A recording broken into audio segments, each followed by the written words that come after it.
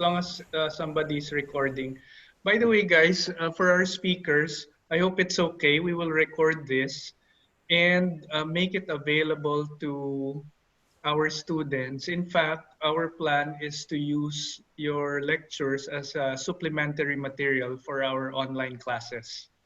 If the topic is related to the topic at hand, whether it's in Geo 1 or Geo 11 or in the higher geology subjects, we'll include it as a supplementary material. As you know, for UP Diliman, we already decided that we'll do distance learning for the rest of the semester, for the whole of first semester. We don't know yet what will happen in the second semester. So as much material as we can gather and produce for the first sem, it would be better. Okay? Okay, so I'll admit a few more people. Jason Pinza is already also here. He's also doing his graduate work.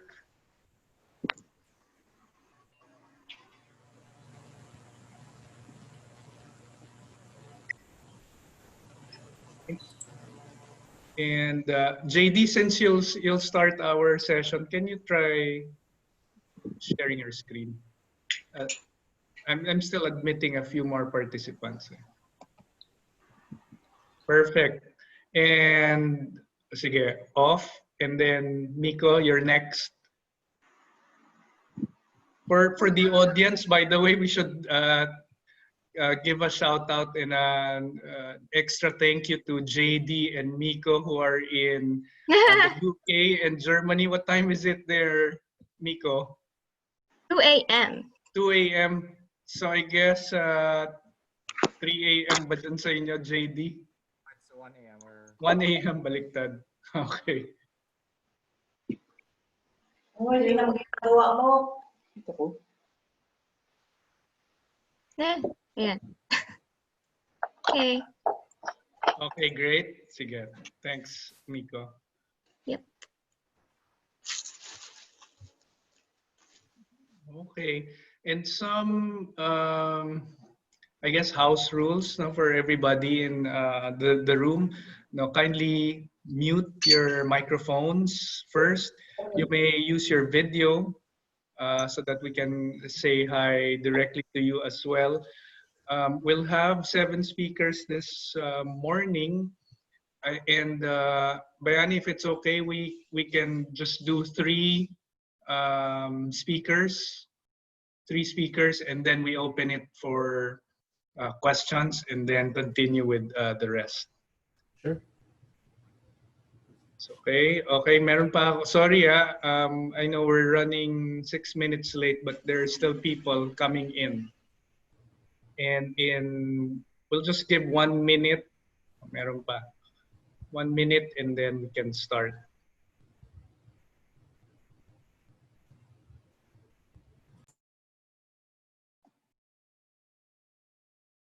And I'll just scroll through some of our participants in this session and give a quick shout out. I see Dr. Laraya. Dr. Laraya, are you there already? Yes. Good morning. Hi, sir. Sa mga speakers, meron bang geostat sa slides ninyo? Maghanda kayo kay Dr. Laraya.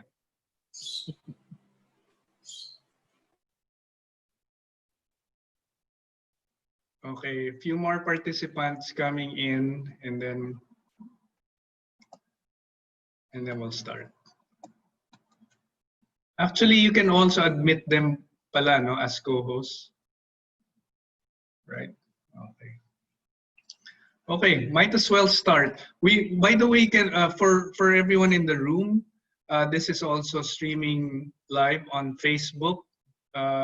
Richmond, I guess you confirmed that. You can also use the chat function to send your questions to our speakers. That way, if we are not able to answer them live, we will have that record of your questions, and we can send that to the speakers, concerned speakers afterwards, and then you can just chat or email each other afterwards. Who else is here? Jeff Perez is here. I'm waiting for Dr. Yumul. Doc, why are you there? And many of CP. Hi, Doc Y. Thank you for joining us. And so for those speakers with tectonics and igneous pet in your lectures, Doc Y is in the house. Okay, so let's start. Good morning, everyone. Welcome to session 2.3 of the PAASE's 40th anniversary conference. My name is CP David. I'm a professor in UP Diliman, and co-hosting this session is Dr. Bayani Cardenas of the University of Texas. Thank you, Bayani. I will let him speak in a while. This is such a great opportunity for us to reconnect. In fact, if you think about it, we're having more frequent webinars and meetings because of online, and it's really just a great way to connect to all our friends and colleagues who are not here in the Philippines. No, I haven't seen many of you in a long time. Grace, I don't know when the last time we saw each other, and so yeah, it's just good that we can do something like this. For our session, Bayani and I decided to invite the next generation geoscience researchers. They're all in their 20 and 30 something in terms of age. Half of them recently finished their PhDs, and half are about to finish their PhDs within the next year or so. Shout out to JD. JD, this year, di ba? Ren, next year ka ba or this year then? 4 more years. And Miko and Eman. Joanne and Grace and James. By the way, congratulations, James, again. James just finished his PhD, defended this dissertation just a month ago, I guess. Congrats, James. And we want to also hear, other than your research, what your plans are later on after finishing your PhD. Okay, so without much further ado, to start our session, I'd like to invite Bayani to talk about a few things, particularly building and strengthening this network of Filipino geoscientists all over the world. Perhaps this session is just the start of it, and it's Bayani obviously has that experience of being Filipino and in the US and doing part of his research here in the Philippines. We just wanted to know a little bit what you think we should be doing from here on in. Take it away, Bayani. Great. Thanks, CP. So welcome ulit sa lahat. It's great to see everybody.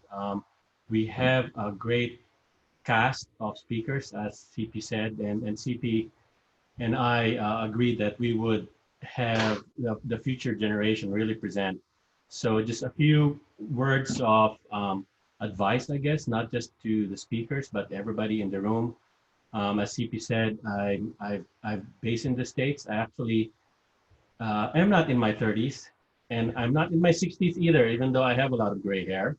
So it's been 20 years, 21 years, believe it or not, since I graduated from NIGS and went to the States, pursued my PhD, and ended up staying here because of opportunities. But one thing I want to point out is, even though I've been able to work in many places with many different scientists, from very advanced economies to actually economies that are poorer than the Philippines, the most rewarding has always been when I get to work in the Philippines.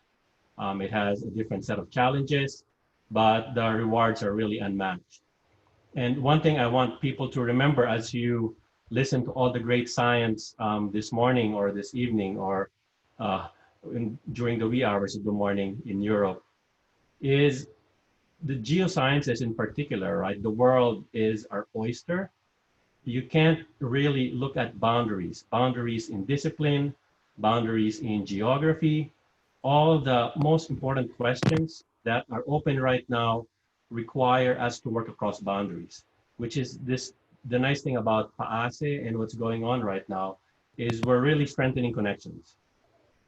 So just keep that in mind. I've found that in the most exciting science I've done, I've had to really reach my hand out. And I think it's an important lesson for geoscientists in the Philippines. It is the age of open exchange of ideas, exchange of data, exchange of time.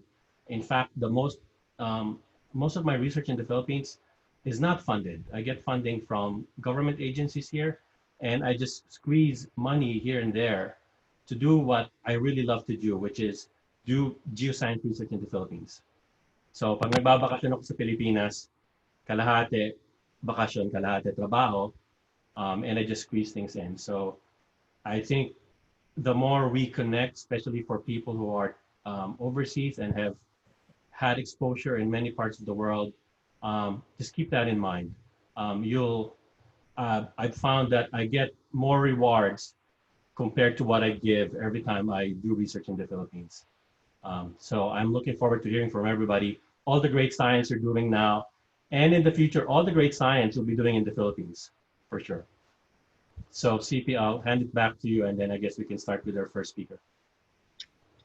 Thanks for that, Bayani.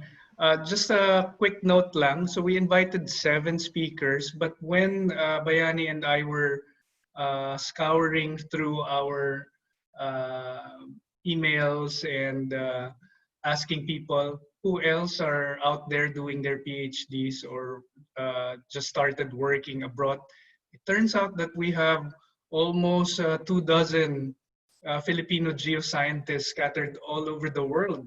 No, so it's not just these 7 guys and girls who will be talking today, but it can be a potential network for everyone to do collaborative research, perhaps even sending students to them, to Bayani and everyone else who are based abroad.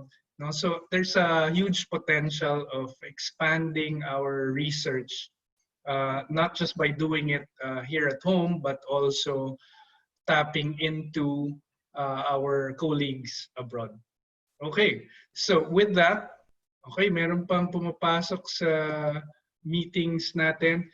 Quick shout out to some of your former teachers for our speakers.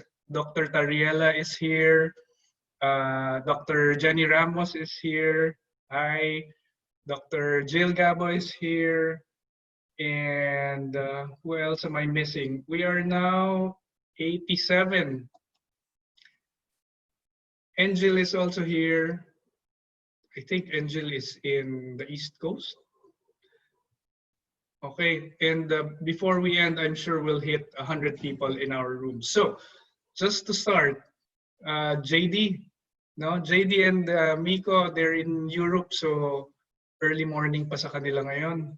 So might as well start before you doze off, and it's a morning na in your place. JD, can you start sharing your screen?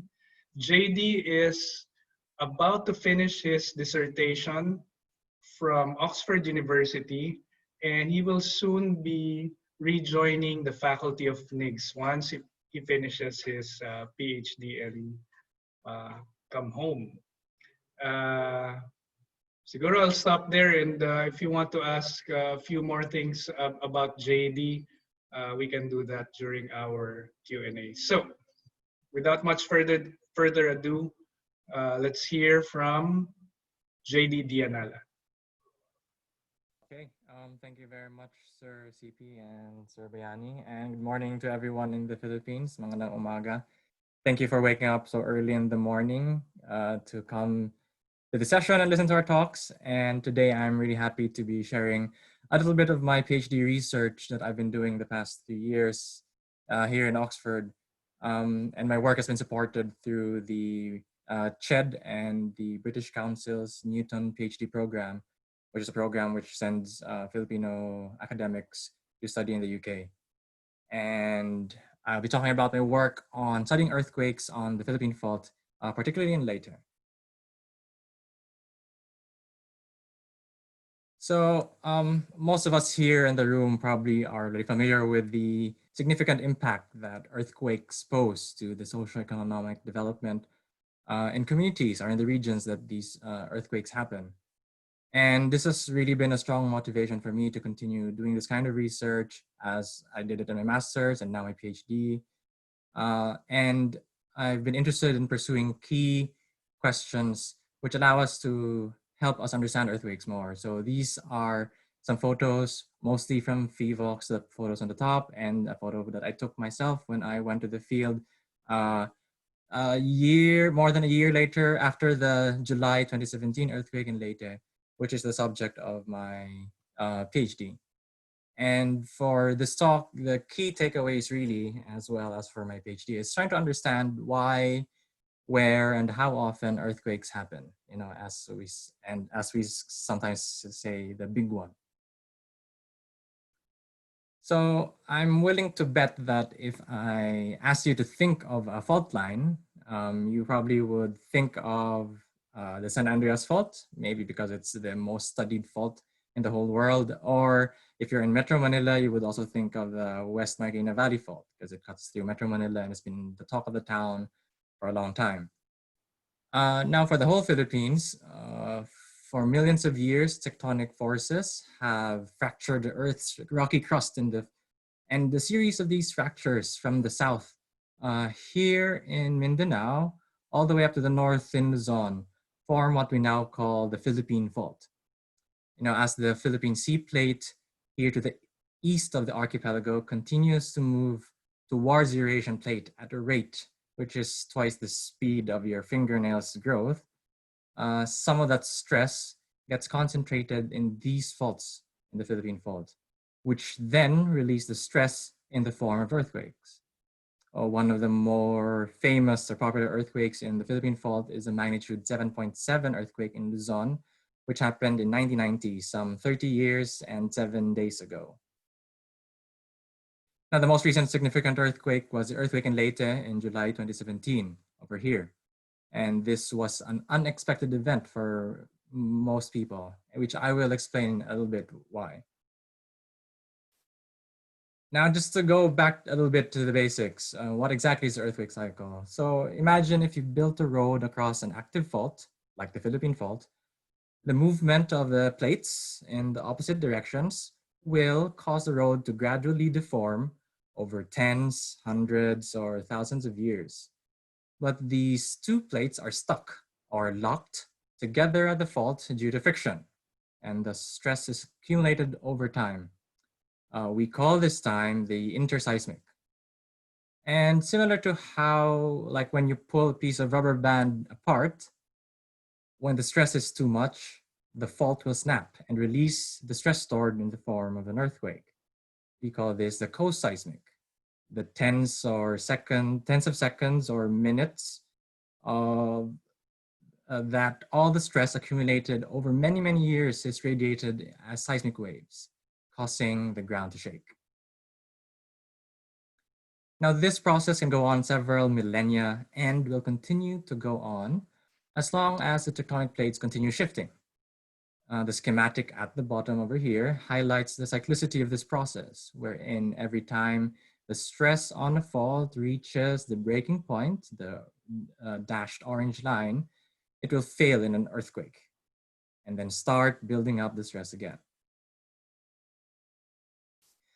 However, unlike the locked faults, which stay stuck in the upper portion of the Earth's crust, there are faults that creep from the bottom up to the surface. The standard view is that many, if not most, terrestrial faults creep mostly at just the lower crust, at depths below 15 or 20 kilometers. But what we call creeping faults, the ones here on the left, creep across the whole crust from the lower to the upper crust. This usually just boils down to the factors that lead to really low friction on the shallow portions of the fault, with no stress getting accumulated on the creeping faults. Hence, they are unlikely to produce large earthquakes. At the start of my PhD in early 2017, the general understanding in the geological community, especially in the Philippines, is that the Philippine Fault creeps in the island of Leyte. So this is a zoom in of a map in Leyte. The Philippine Fault is the red line. And the idea of the fault in Leyte is creeping is from GPS surveys done in the 90s. Some clear evidence of this creep is actually seen when you go to some towns that are on top of the fault, which our colleagues and scientists at PHIVOLCS have been monitoring for years. So as you can see here in this house, the door frame is deformed. This is because the house is right on top of a fault that is creeping, as you can see with these arrows are trying to show. Based on the locals' accounts, the deformation of the concrete structures in these areas are just happen, even if there's no significant earthquake. So it's definitely aseismic deformation that's happening. But then in July 2017, this earthquake in the middle of Leyte happened on the Philippine Fault. So this raises the question, what exactly is happening in Leyte? And is the fault indeed creeping, as earlier workers have suggested, or something more complicated going on? To answer that question, we turn to instruments in space. Now, in the last 30 years, the science of earthquakes has been developing rapidly with the use of radar on satellites to measure tectonic deformation on the Earth's surface. Similar to radar on like the planes or ships, radar satellites emit a signal that gets reflected once it hits the surface of the Earth. By taking acquisitions before and after the ground moves, like in an earthquake, you can measure the change in the distance between the satellite and the ground through what we call interferometry, which is basically like taking the difference between the distance traveled by the radio waves from the phase difference that you measure here. One big advantage of satellite radar is that it acquires data in wide swaths that cover large areas. As you can see in this diagram on the left, and even if the ground is just moving slowly, gradually over time, you can still quantify that movement if you combine measurements from multiple acquisitions over a year or several years. And this is exactly what we've done in Leyte to study the Philippine Fault. With 4 years of data, we have mapped the ground deformation for most of Leyte Island, as shown in the map here on the left, which we are then able to use to model the slip on the fault, as you can see on the right. It's noticeable on the map here that right on the fault is the red line. You can see the contrast in the colors on the left and the right side of the fault, and this is an indication of shallow creep. The darker colors in the model on the right indicate faster creep on the fault, and the lighter colors, which are approaching white, show patches on the fault which are locked and hence storing stress in the interseismic. The hypocenter, or the location of the 2017 earthquake in Leyte, is shown by the star. And it's easy to see how the relationship between the location of the earthquake and the locked patches, the white patches here in the middle. Now, we also, of course, modeled the slip on the fault from the coseismic using satellites. So on the left is an example of deformation map from the Sentinel-1 satellite of the European Space Agency. And you can see the blue and the red areas across the Philippine Fault. They show opposite directions of movement during the earthquake, which, just like how this building in Tongonan got cut in half, essentially, which is where that B is shown. The figure on the bottom right is the model of the coseismic slip with the same patch sizes as the interseismic model. Now, the patches that slip more in the earthquake are here in darker red-brown, and it's fairly easy to see that the rupture here pretty much happened on the patches that were locked in the interseismic. The way that they consistently match tells us that it's reasonable to think that the Tongonan section of the fault may host earthquakes again in the future. the beauty with these kinds of models is that we can also answer how often we should expect earthquakes to happen. The co-seismic model allows us to quantify the stress released by the earthquake, while the interseismic model gives us an idea of how long that stress is accumulated between earthquakes. From our models, we end up estimating a return period of around 22 to 79 years for earthquakes with a similar magnitude as the 2017 event, so 6.5 or similar. The range is a bit high because we try to account for uncertainties in the data and we do our modeling. And we actually have a probability distribution as shown in the histogram on the bottom right. But I think what's really interesting is that with the estimate is work done by one of my co-authors in Japan suggests that there was a magnitude 6.9 earthquake in 1947, which has an epicenter in Leyte and has a very similar seismogram as to the July 2017 event. This is based on comparing seismograms that they have from stations in Japan and in the US. Now, if 2017 minus 1947 is 70 years, which is within the estimates that we've made for the earthquake return period. So in summary, we have some good evidence to show that earthquake generating capability of the Philippine Fault in Leyte, especially in this locked section in Tonganan, which could be the site of recurring magnitude 6.5 earthquakes. This is similar to what we know of the creeping section of the San Andreas Fault in California, actually, which is the creeping section of which is found somewhere in between San Francisco and Los Angeles, or in the Parkfield area, where the blue areas in this model here at the bottom right are the ends of known big earthquakes, like the 1906 San Francisco earthquake rupture ended over here, and another big earthquake to the south over here. And there's some locked blue patches here in the middle, which could be the site of earthquakes. And this section here in Parkfield is also a site of repeating magnitude 6.5 earthquake. And of course, we really have just scratched the surface from this work, as obviously faults have a lot more complexity in reality, as you can see in this diagram at the bottom, where the strength of the fault can vary over time, and how the fault moves also has temporal variations. But I think that even with our relatively simple models, we have been able to address some of our key questions as to why, where, and how often earthquakes happen. And I think if we talking about combining expertise across boundaries and across countries, I think it's a high time that we try to put together the wealth of information and expertise in the Philippines and tie that with technological innovations so that we can make use of our local talents to help push the boundaries of earthquake science. And that is all, and thank you very much for listening. Great, thank you, JD. By the way, also in our Zoom conference, I forgot to mention, is JD's advisor, Dr. Aurelio, our director, is also in the room. Hi, Mario.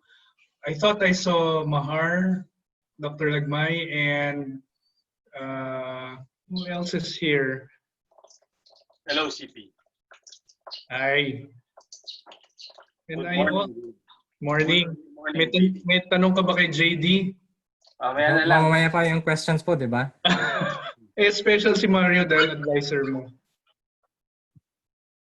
Ako rin may mga tanong ako about creep, and because it's not a rupture, not considered rupture, di ba, JD? It's not. Well, it's not an earthquake rupture, pero may displacement pa rin. Okay. So we'll reserve our questions, JD, but thank you for your presentation. Okay.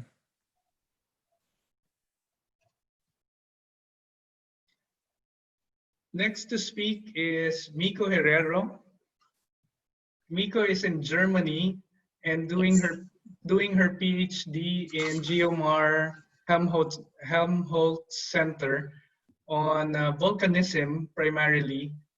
but ocean floor volcanism. Is that right, Miko? Yes. Yes. Okay, so we're ready to hear your presentation. May mga Okay. experts sa ocean floor din dito sa room. So I know, send your right? questions. Yeah. And also, JD, you can check the group chat. There are some questions to you already. Okay, take it away, Miko. All right. Share. Okay. All right. So good morning, everyone, for those who are there in the morning. For my presentation, I want to talk to you guys about my experience when I was starting out with the PhD.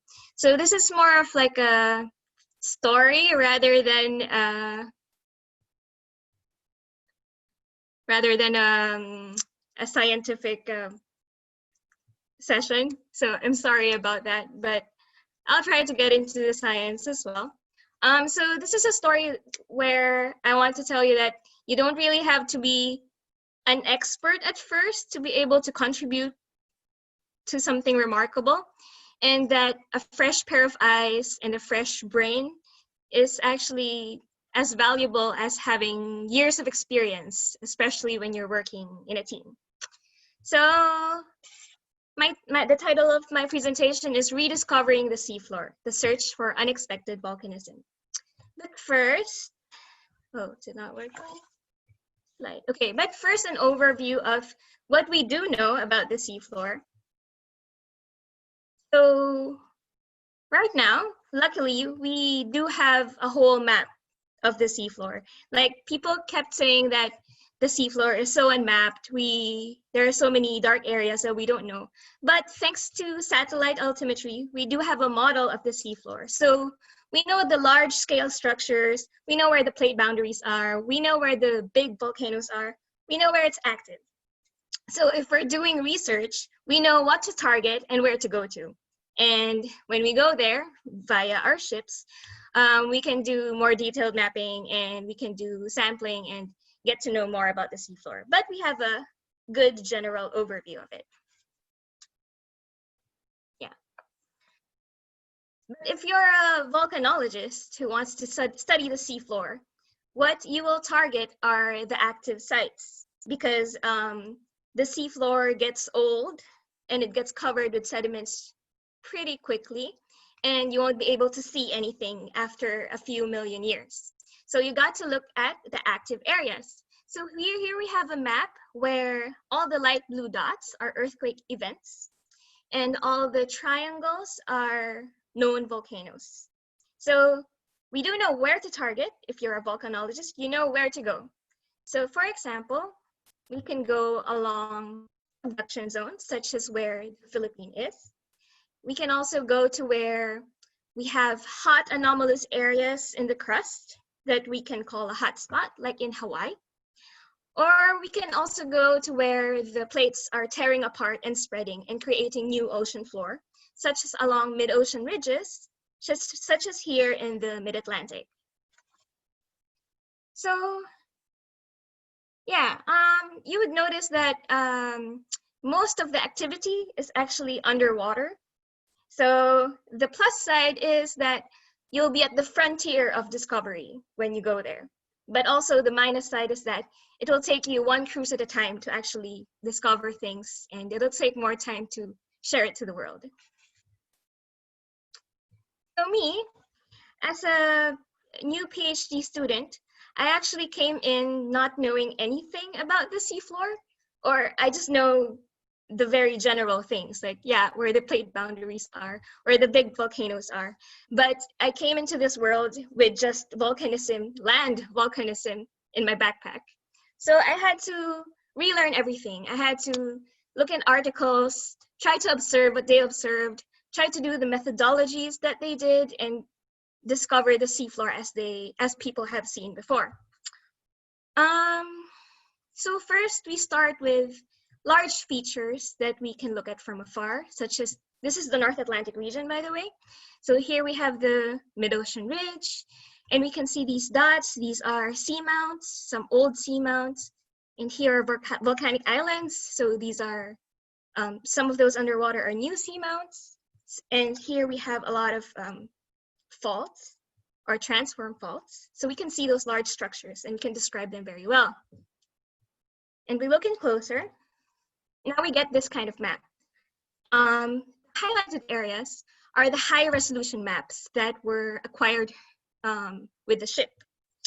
The darker parts are the satellite data, the maps created from satellite data.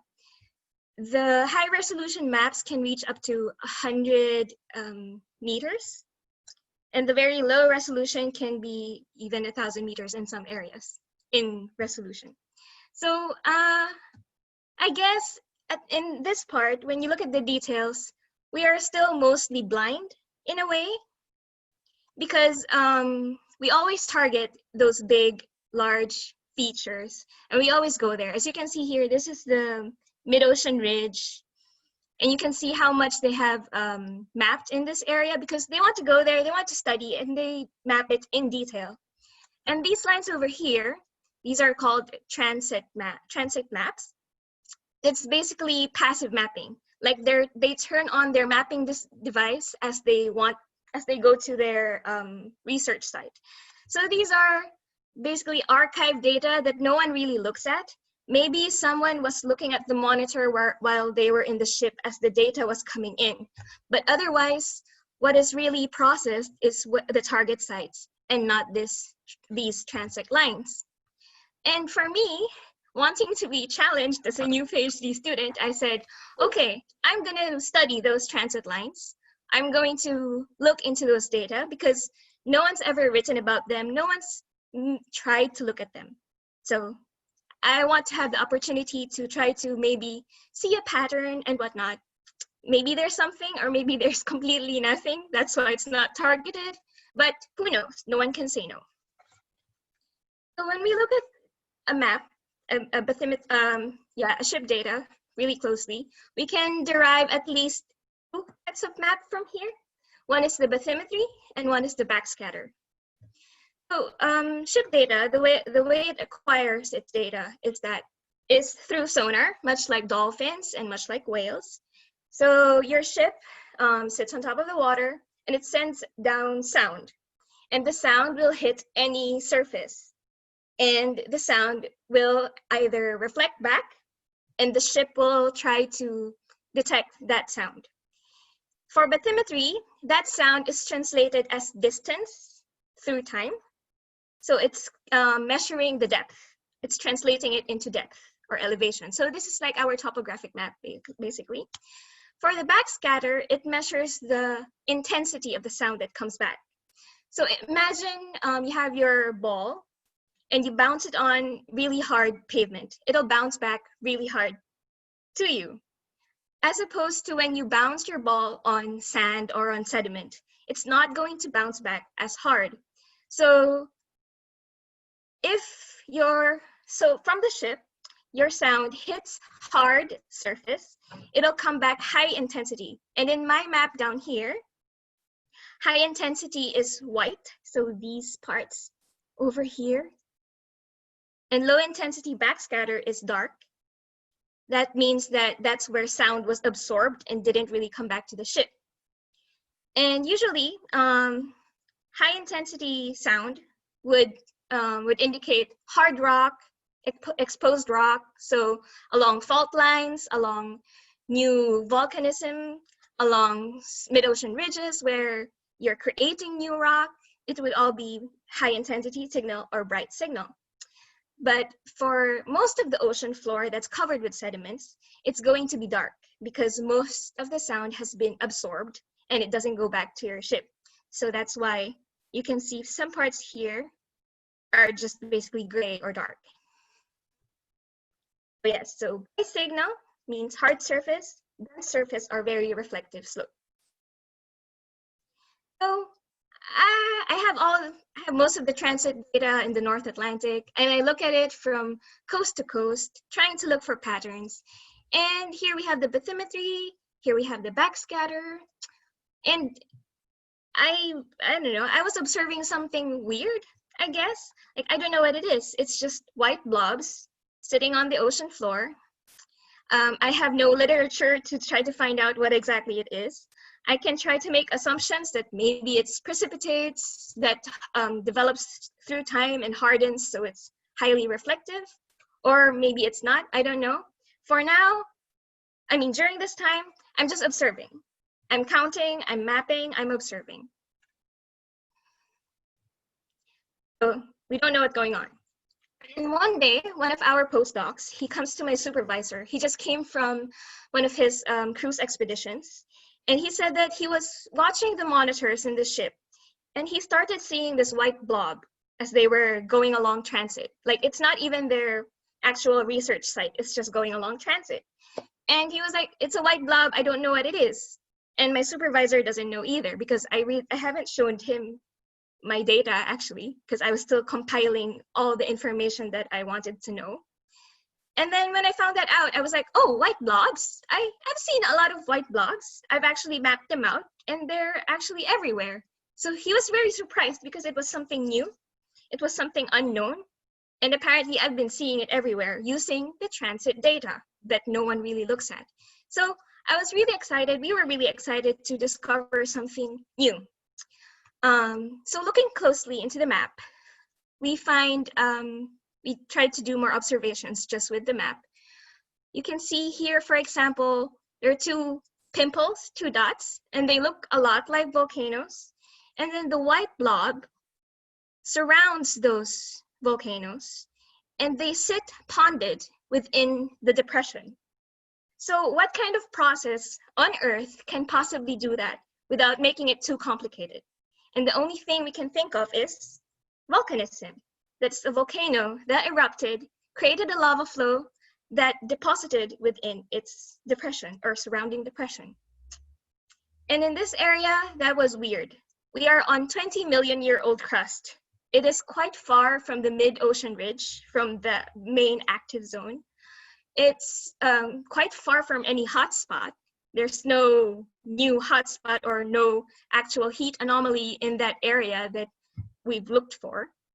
So it was strange, because these are small-scale volcanism that's appearing out of nowhere, unexpected volcanism. So 6 months later, we were able to actually hitch a ride on one of the research expeditions with the biology group. And so they were crossing across the Atlantic and taking samples of water. And we have this target site here.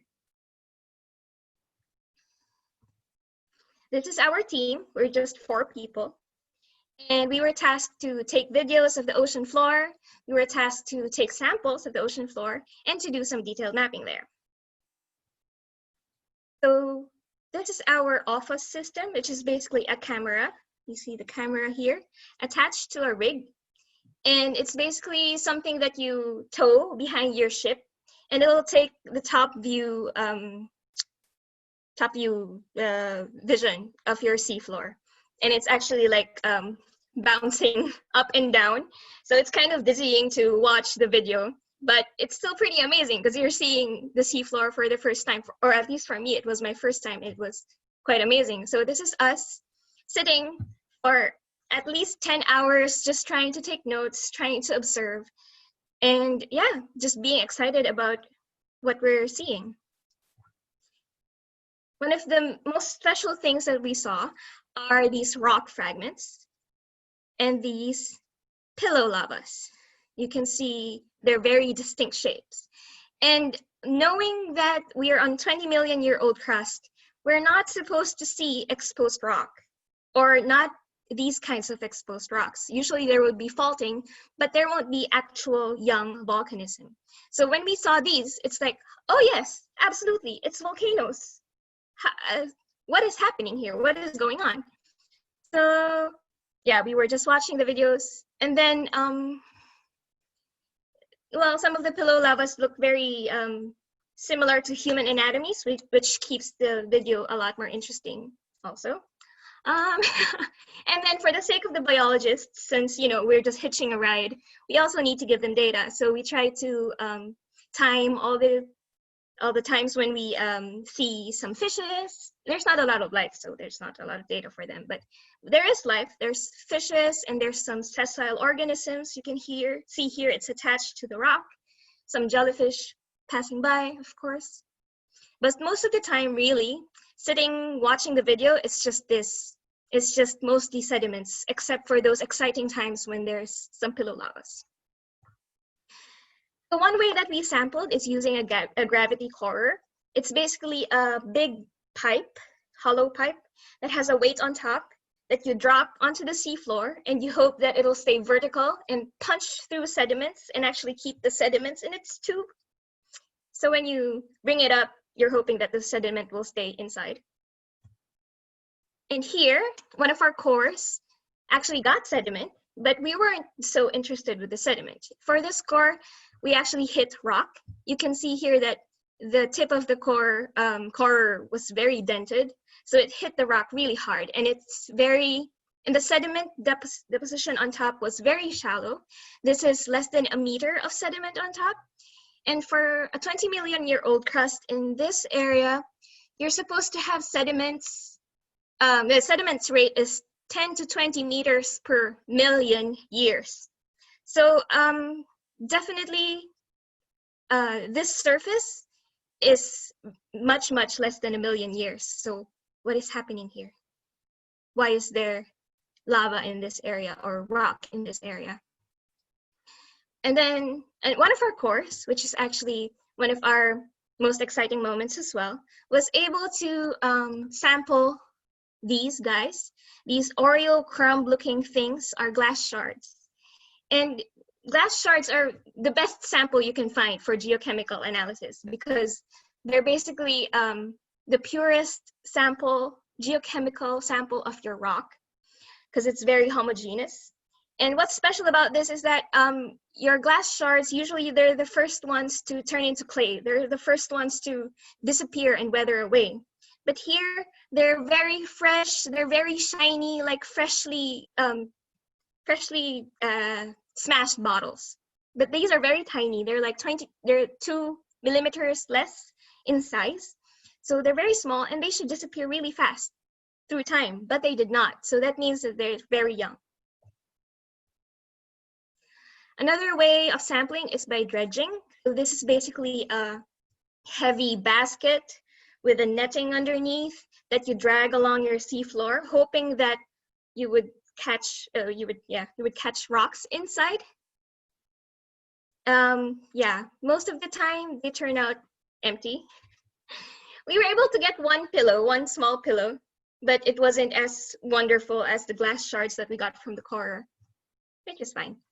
We also did a lot of mapping, a lot of detailed mapping in the area. We tried to get as much of the white blobs that we can. And we had fun with the names of the white blobs, because back in 2007, Game of Thrones was still a good show. Not anymore though. But so we had fun. And after all that work, there's always time to relax in the ship. So here's us in a makeshift pool inside the ship because we're not allowed to swim outside of in the ocean, unfortunately. So the crew members made this pool and anyone can swim in it, which is fine. Back at home, I got the opportunity to sample the glass for their geochemistry. It was my first time using a microprobe and using an ICP-MS, a laser ablation, and it was really fun. And don't ask me about geochemistry, it's not my forte, but here's some graphs. So the red diamonds is our data, and this is just to show you how different they are from what normal seafloor volcanism geochemistry would be. So these white dots are from the mid-ocean ridge nearby, and these orange dots are from hotspots.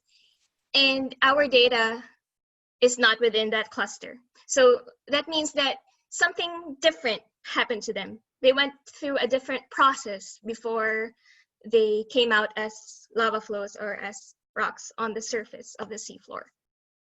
And it's not a typical type of volcanism that we would usually expect. So for most of my part, I just kept mapping all those transit data. And I see them everywhere. These yellow polygons are all those highly reflected areas, and they're everywhere. They're near old hotspots. They can be near mid-ocean ridges. They can be very far from mid-ocean ridges. They can be near subduction zones. They're just everywhere. They're small-scale volcanism, young volcanism, that hasn't been studied very well. So for my part, I have this duty to tell people, like, why won't you go here? If you're looking for a place to spend your money on, why won't you go here and take samples, and maybe we'll find out more about the seafloor. But of course, that's not the case. There's more important science to be done that can contribute to society. And yes, this is more of for the love of science, getting to know the geology of our Earth more, getting to know what's actually going on with the seafloor.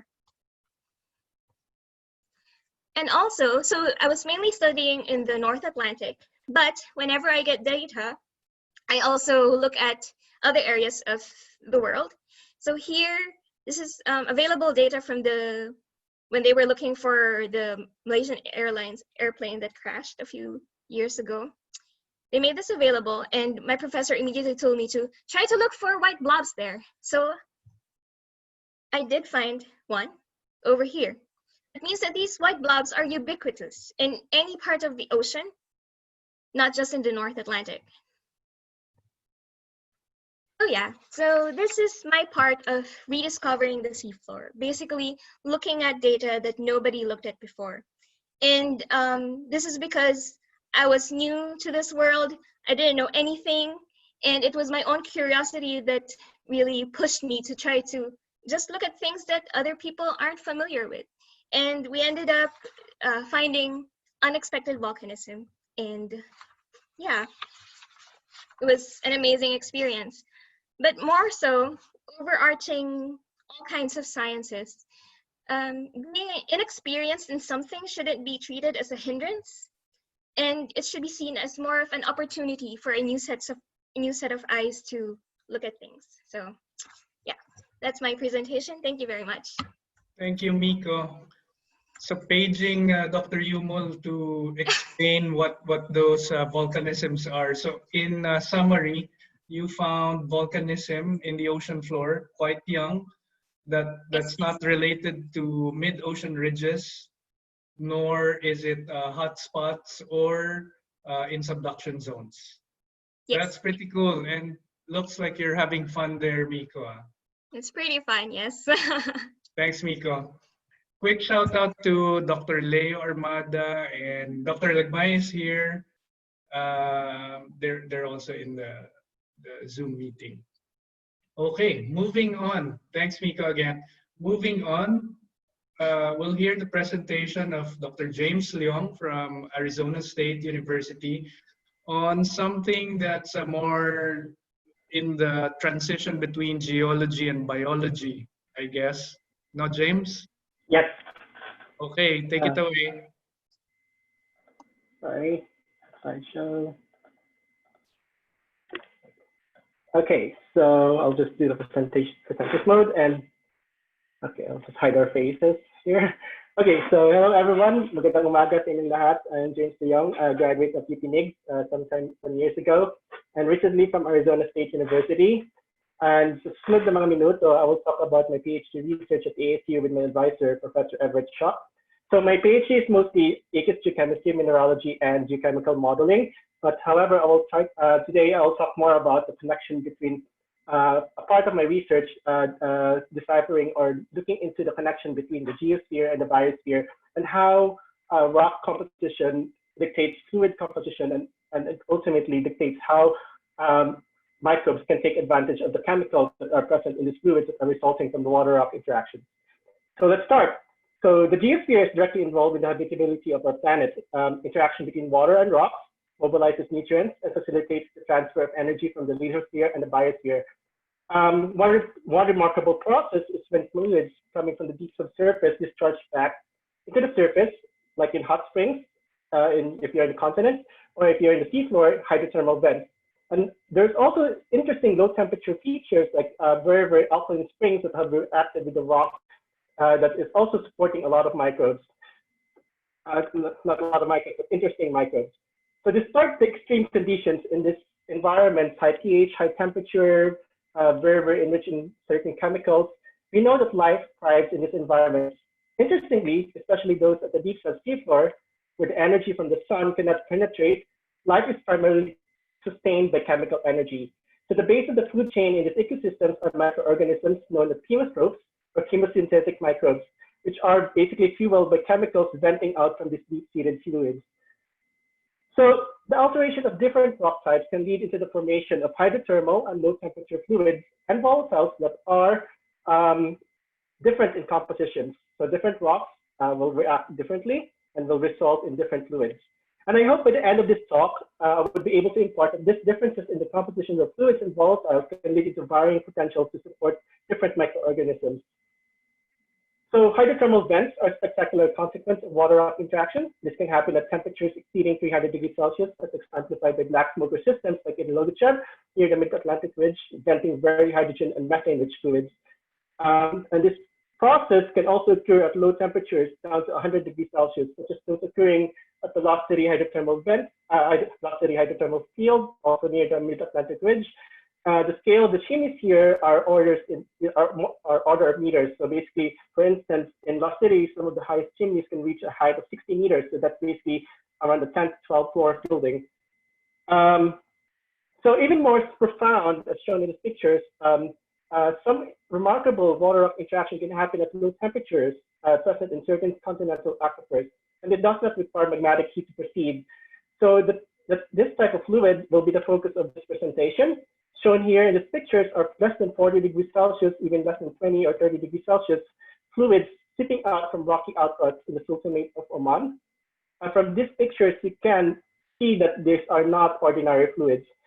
These fluids have very high pH, often greater than 11. So that's basically almost equivalent to the bleach solution that you can find in your households.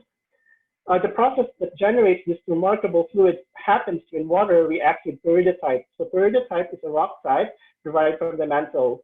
Basically, most of the Earth's upper mantle is made up of peridotite.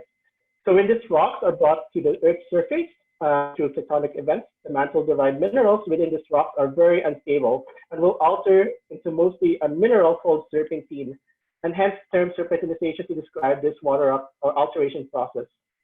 So during serpentinization, a starting fluid with a near neutral pH like seawater or slightly acidic pH like rain becomes very alkaline as it reacts with more and more peridotite until pH attains very high values, like often greater than 11, sometimes reaching pH greater than 13. Aside from being alkaline, these fluids are also very reduced and are enriched in hydrogen and methane gases. So in some places in Oman, you can see that there's very vigorous bubbling over here that you might think that it's boiling, but the temperature is just around 32 to 40 degrees Celsius. So just a very, very low temperature fluids. And you can see that the water here are not ordinary. There's a very, very interesting fluids. So the hydrogen and methane rich nature of this fluid that is generated during water interactions have profound implications in the habitability of rock-hosted environments. These volatiles, hydrogen and methane, are food source for a lot of microbes. Think of this as like fuel source. That's why we need to eat to fuel our, serve as our fuel. Just like these microbes are eating this hydrogen and methane as their fuel source. So overall, mineral-rich hydrothermal fluids and their low-temperature analogs are attractive model ecosystems for assessing the link between the geosphere and the biosphere, as it can enable habitable environments here on Earth, and perhaps water rock interactions can also enable and support life in places beyond our own planet, like in ice-covered ocean worlds in the outer solar system, like Enceladus in this picture. Ocean worlds are prime targets for locating life beyond Earth, as you have the right ingredients. So beneath this thick ice shelves are liquid water in contact with silicate rocks, and water rock interaction, just like here on Earth, can mobilize nutrients and transfer energy between the lithosphere and biosphere. And like here on Earth, this process supporting life, perhaps in this places, it can also enable habitable systems. So basically, water rock interactions, again, mobilizes nutrients and set the stage for the chemical disequilibrium that can power life.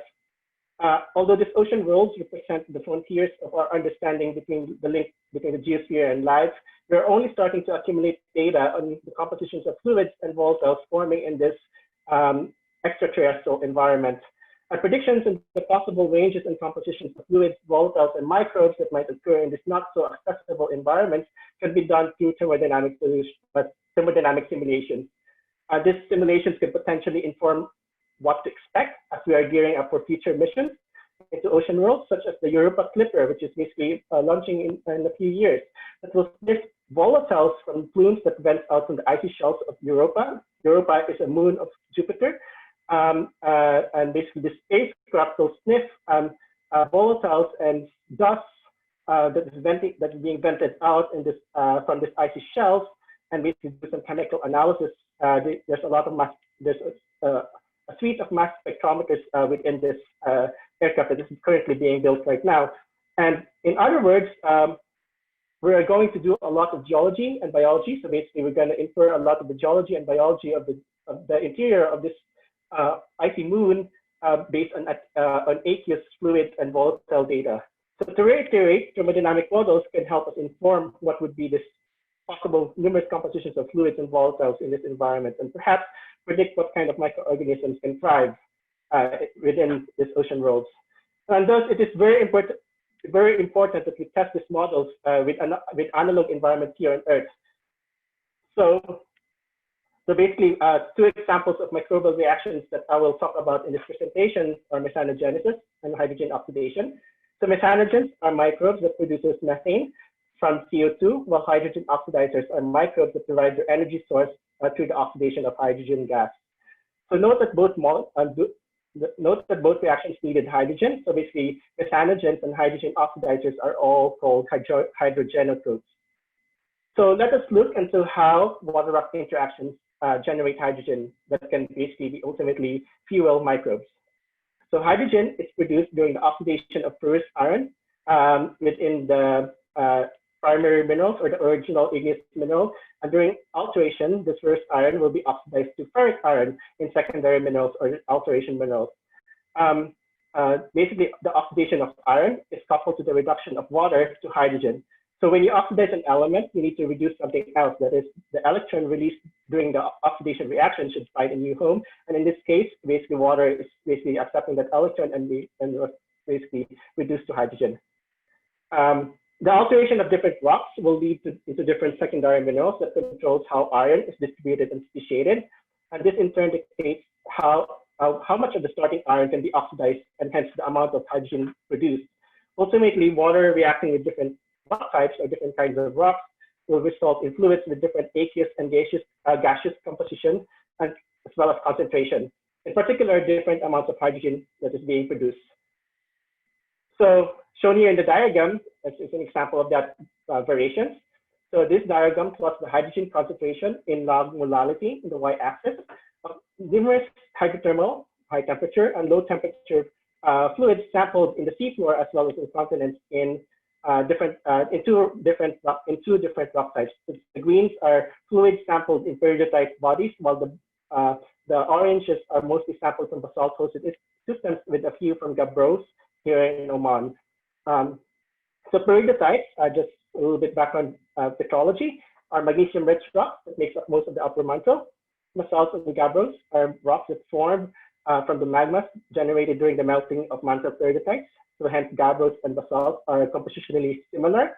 So gabbros are more, the difference is just gabbros are texturally more coarse-grained as they solidified at depth, whereas basalts are fine-grained because they are extrusive rock. They are formed from the rapid solidification of magmas at the surface or near the surface. So between the two types of rocks, compared to peridotites, gabbros and basalts are less magnesium-rich but are more silica and aluminum-rich. So note that we typically find the most hydrogen-rich fluids in peridotite-hosted systems. The difference is not that much at high temperature systems, but as you go to lower temperature systems, the difference can be orders of magnitude. So thus we see significant hydrogen production during water rock interactions with peridotites relative to basalts and gabbros. So now that we have a glimpse of water interacting with different rock types yields different gas compositions or fluid compositions that may be used by microbes, we can predict that these two different fluids can have varying potentials to fuel or to support different ecosystems. So how do we quantify energy available to microbial metabolism? So chemolithotropic life or chemosynthetic life requires the presence of chemical species that are out of equilibrium with each other. So like hydrogen in the presence of oxygen or hydrogen in the presence of CO2. We can quantify how far is this from equilibrium or how much is the disequilibrium using a term called affinity, represented by the letter A here. Affinity is just a negative of the total Gibbs free energy of the reaction. And the total Gibbs free energy of the reaction is basically just the difference in the ratios of the product and the reactants of a reaction measured in a given system, represented by Q, or the reaction quotient, to what this ratio should be if it's in equilibrium, it's represented by K, or the equilibrium constant. So K is something that we can calculate using a thermodynamic calculator of standard state Gibbs free energy, which is, you can find them online. Whereas Q is something that that can represent ratios in some environmental sample. So thus we need to go to the field and sample this fluid and measure these reactants and products and basically measure and ultimately measure how far are these ratios should compare to equilibrium. So the unit for affinity is basically in calories or joules per mole reactant.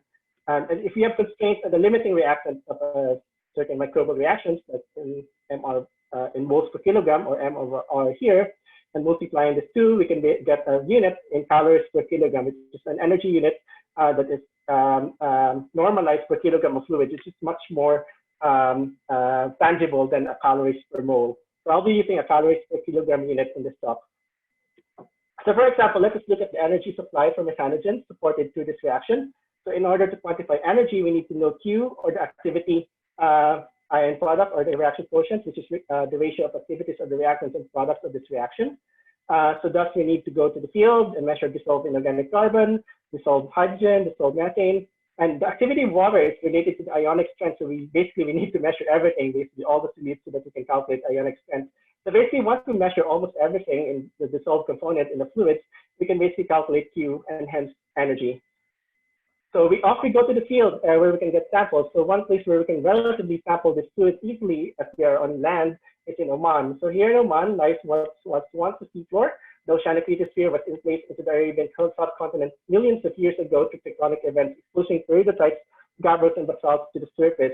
And this is a picture of mountains consisting of periodotite rocks in a body called the Samail ophiolite in Oman. Here's a much closer view of the Samail ophiolite, which is just southeast from Dubai. Zooming in, you can see that the rock that makes up the mountains can be distinguished into two different rock types. Basically, the darker ones are peridotites and the lighter ones are gabbros. So we sampled around 140 fluids from a number of places in Oman, accounting for the local host rock type, to be able to see how lithology can dictate fluid compositions and eventually predict which microbes are favored to thrive in the systems in this environment. So just a side note, aside from Oman, mantle-derived peridotites, as well as other components of the oceanic lithosphere, are tectonically exposed in a number of locations here in the Philippines, as shown in this map. The black blocks are depicting different ophiolites here in the Philippines, and hyperaqueous fluids have been documented in the Zambales and Palawan ophiolites. So moving back to Oman, shown here are results of analytical work focusing on just high pH samples or the hyperaqueous samples.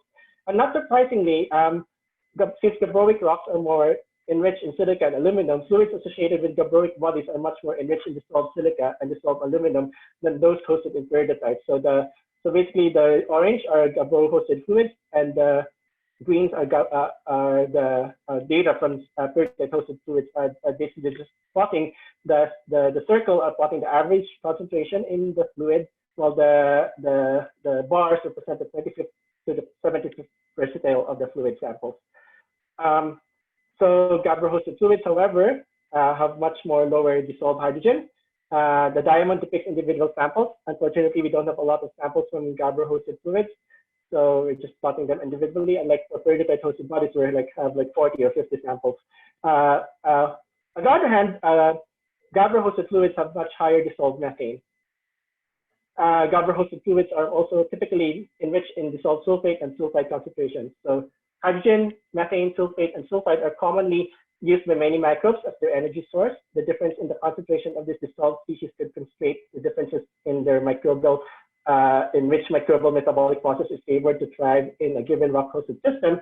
And we can calculate this using the equation that I showed earlier.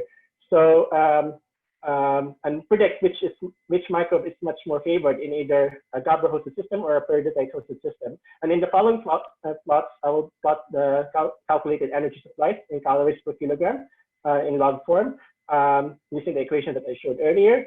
And this is the result for the amount of energy in log calories per kilogram of fluid available to microbes that uses hydrogen in peridotite-hosted systems. So these are all hydrogen neutrophs, hydrogen oxidizer, methanogens, and sulfate reducers. They are all using hydrogen. And you can a value of 0 here means that you have 1 calorie available per kilogram of water to a population of hydrogen oxidizers. A value of -2 means 10 microcalories per kilogram of fluid. And this is how energy supply trends with gabbro-hosted fluids. And note that energy available for hydrogen and sulfate reactions for hydrogen oxidizer, methanogenesis, and sulfate reducers are much, much lower than those that can be found in peridotite-hosted systems. And it's obvious because, as I showed earlier, there's not much hydrogen in gabbro-hosted systems, so there's much less energy available for microbes that uses hydrogen. However, sulfate reduction with methane as your electron donor is much more favored in gabbro-hosted systems because gabbro-hosted fluids are much more enriched in sulfate and methane. So microbes that live off using these two chemicals are very, very much happy, and basically they are predicted to thrive much better in the systems than in peridotite-hosted ecosystems. So overall, this calculation shows us that we can expect what type of microbes that can live in these different rock-hosted systems. Several work in our research group are aiming to test this calculation results with actual analysis of microbes, with community analysis of samples that we brought from the field. And basically, as a summary, we learned that water-rock interactions can facilitate the transfer of energy between the lithosphere and the biosphere, and aqueous alteration or alteration of different rock types can yield fluids of different compositions that can result in different potentials to support different microbes. And the compositions of rocky bodies beyond our planet could be very, very diverse, and it could be daunting to predict what could be out there. So however, our planet Earth has a rich number of analogs hosted in various ultramafic rock types where we could start studying the systems. And it's very important that we use this Earth analogs to understand the link between host rock compositions and the life it can support to prepare us for upcoming missions into these frontier worlds. So that's it. Thank you.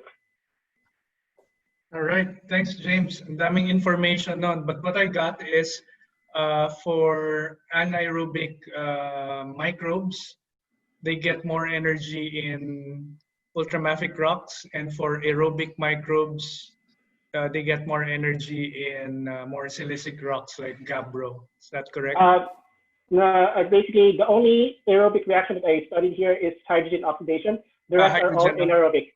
Okay. So it's mostly depending on which gas is much more available in gabbro or in peridotite-hosted systems. Okay. So, and basically, I didn't talk about this, but in my research, I basically talk about basically deals a lot with why these different rock-hosted systems lead to different fluid compositions, why you have much more hydrogen in peridotite-hosted system, why you have more sulfide or sulfate in gabbro-hosted system. But unfortunately, I basically just try to focus more on its implications to microbial. What is its implications to what could be possible? What type of microbes could thrive in the systems? But yes, it's much more based on the fluid compositions, overall fluid compositions. And the other thing, sorry, I'll ask my question now. Baka makalimutan ko. The other thing is, did your group or any other group try to calculate how much water-rock interaction is happening in the ocean floor, considering that gabbros and peridotites, which are abundant in the ocean floor, actually result to serpentinization and higher pH. So we know that the pH of seawater is buffered with carbon dioxide, but I don't know what's the effect or how much the effect is with that equilibrium of water-rock interaction. Just that could be interesting because much of the pH of the seawater right now is basically dictated by atmospheric concentration, also the flux from rivers and all those things. I don't know how much the flux of seafloor derived water rock interaction is being released to the ocean floor or the sea floor. But yes, definitely, we can calculate just a simple mass balance calculation. What would be, how much rock do you need to alter to basically calculate. Of course, this is the topic of a lot of research from Dr. Arcelia's group. No, also Nicole Pelejera's research is on hyperalkaline springs in Palawan. So this is an exciting field, and ang daming analogs kasi nitong or examples ng hyperalkaline rocks and springs dito sa Pilipinas. So definitely, yes, that's great. So paki-compute. yes, try. All right, thanks, James. Moving on, our next speaker is Grace Bato. Grace finished her Ph.D. from Université Grenoble in France, but she is now a geoscientist with JPL NASA in Caltech. And she'll be talking about remote sensing as applied to volcanism. Grace, your former advisor Mahar is here in the room. And also Betch Payot, Dr. Betch Payot is also in the room. We know that you also did some imaging of Taal when it erupted earlier this year. So I hope you'll also include some more of your analysis about that particular volcanism. Okay. Floor is yours, Grace. Can you see my screen, Sir CP? Yeah. Okay. All right.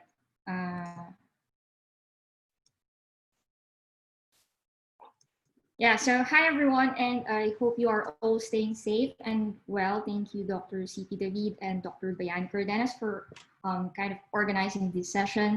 I will be talking about volcanoes and satellites in a kind of high-level form of discussion, meaning I will skip all the details of the work, and I will just essentially show some of the important information that we can derive from remote sensing data, particularly radar satellite data that are acquired before, during, and after a volcanic eruption. So I'm not a graduate of NIGS. I graduated from NIP, by the way. So no geology questions, please.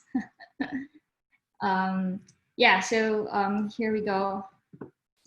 So one of the main goals of volcanology is to be able to deliver a timely and accurate forecast once unrest has been detected.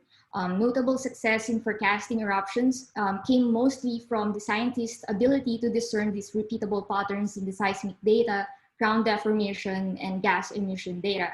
And they combine this with the historical and kind of geological evidence of the volcanoes' past eruptive behavior. So here in this slide, I know you are all familiar with this. This is the 1991 Pinatubo eruption in the Philippines.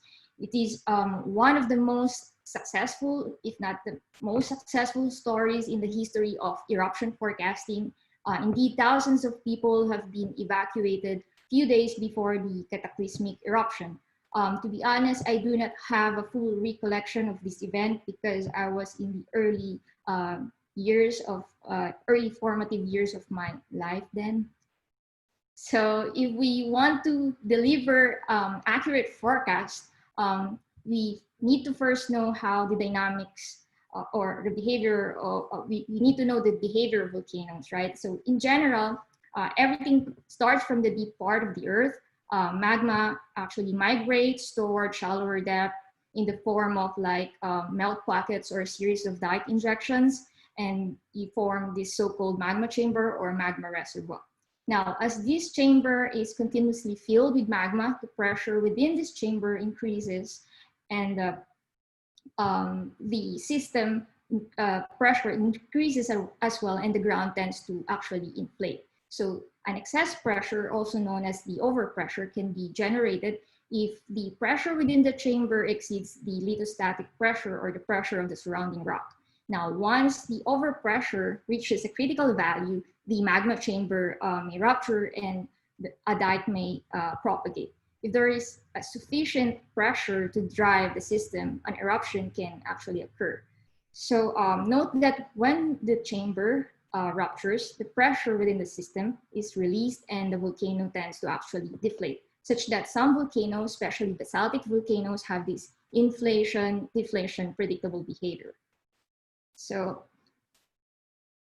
the ascent of magma towards the Earth's surface often leads to this kind of anomalous signal that we call as precursors, and they can be detected by geochemical and geophysical instruments. This is because as the magma moves towards the surface, it actually interacts with the surrounding rock.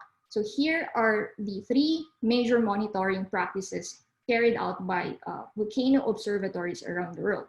It includes gas measurement, seismicity, and deformation. Although I acknowledge all the importance of all these monitoring practices, for now I will be just talking about or focus on the detection and monitoring of ground deformation. One is that because ground deformation is a powerful indicator of both the long-term and short-term behavior of volcanoes. Second is that deformation has been used to detect precursors earlier than what volcanic gas and seismic monitoring can. Third is that deformation has a direct relationship to subsurface pressurization. To measure deformation, we can use in situ geodetic techniques and also satellite remote sensing. So when we talk about remote sensing, we basically observe an object from a distance.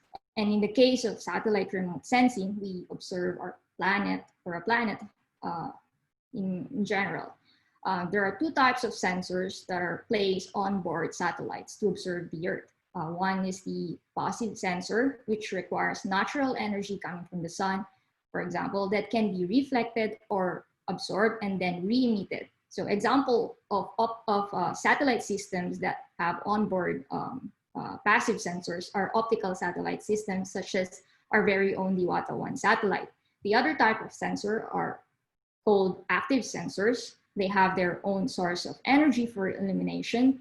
Example of this are radar satellite systems, such as synthetic aperture radar or SAR, which emits microwave frequency. What is cool about SAR is that it works day and night, regardless of any weather condition. SAR, because it emits microwave signal, it can penetrate through clouds. So SAR images are actually formed when microwave signals emitted by the satellite are backscattered by the ground and after it has been illuminated by a radar pulse. So each pixel in a radar image actually contains a complex number, an amplitude, and a phase information. So a SAR image alone cannot give us information about any surface change. You need at least two properly co-registered SAR data captured or taken at two distinct dates. So the first acquisition is used to be called the master image, and the second one is used to be called as the slave image, which you heard it right, are really inappropriate terms. So I joined this community of people advocating for change and to contribute towards equality, diversity, and inclusion in the community. So I also would like to abolish this master-slave terminology. So I prefer calling the first acquisition as the reference image and the second one as the secondary image. So going back, the principle of INSAR exploits the phase differences between the reference and secondary images.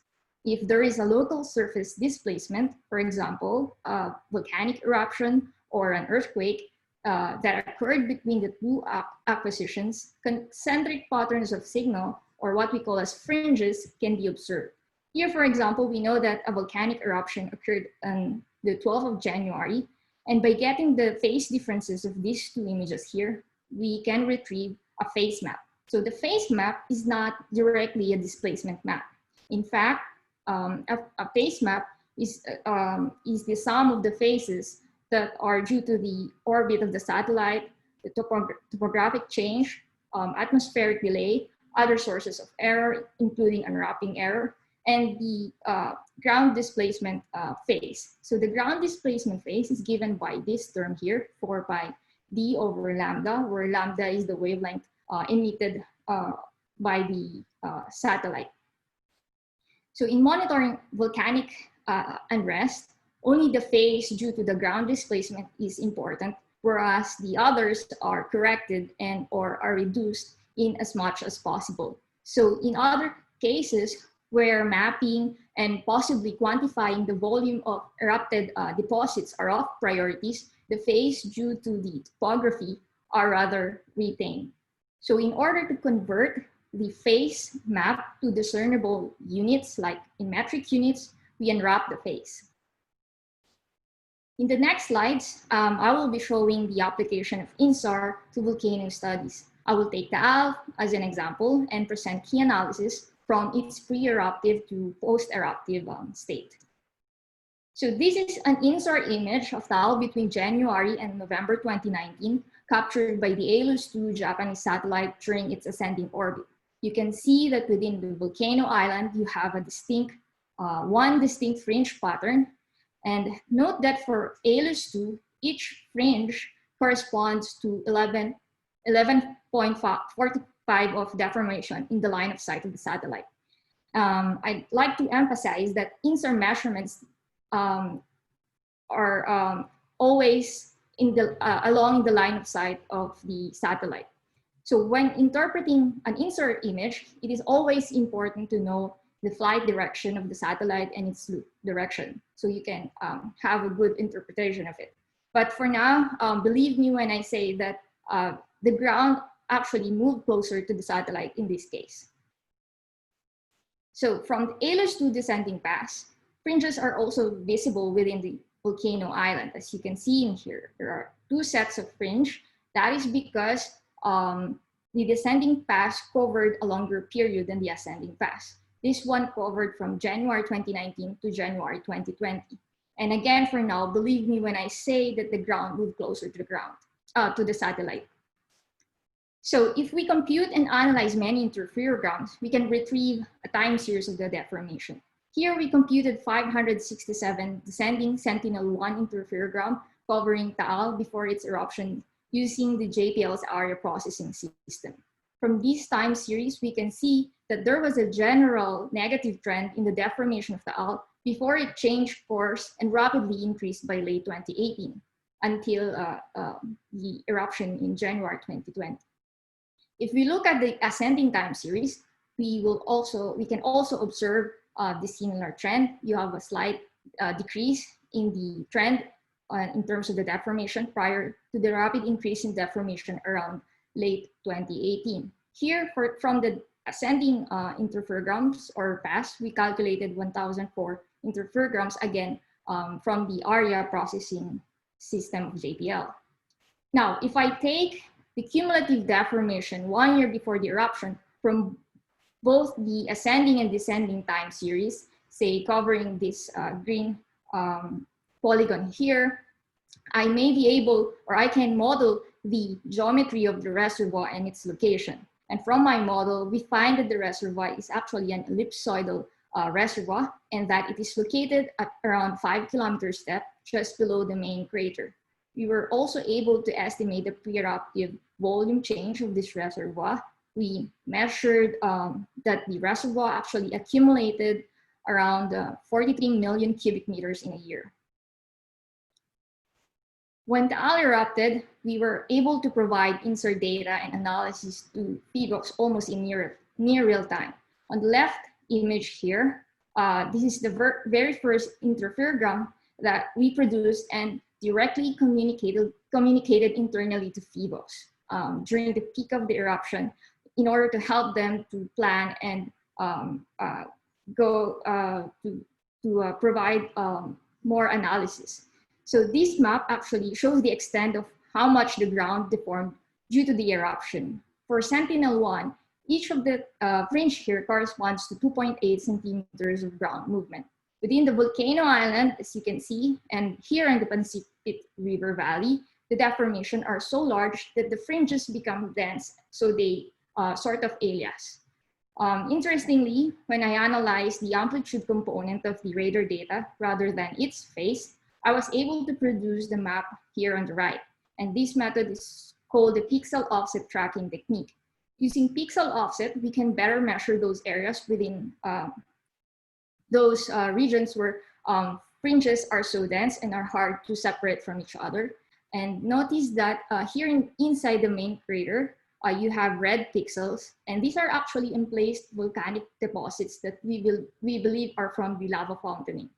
And here also in the Pacific River Valley, notice that there's a sharp difference in the direction of the displacement of the satellite.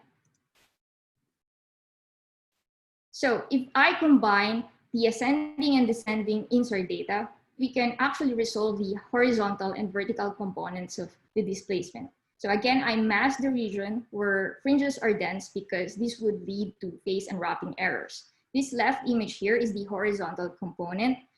Blue color is towards the west and red is towards the east. The right image is the vertical displacement map.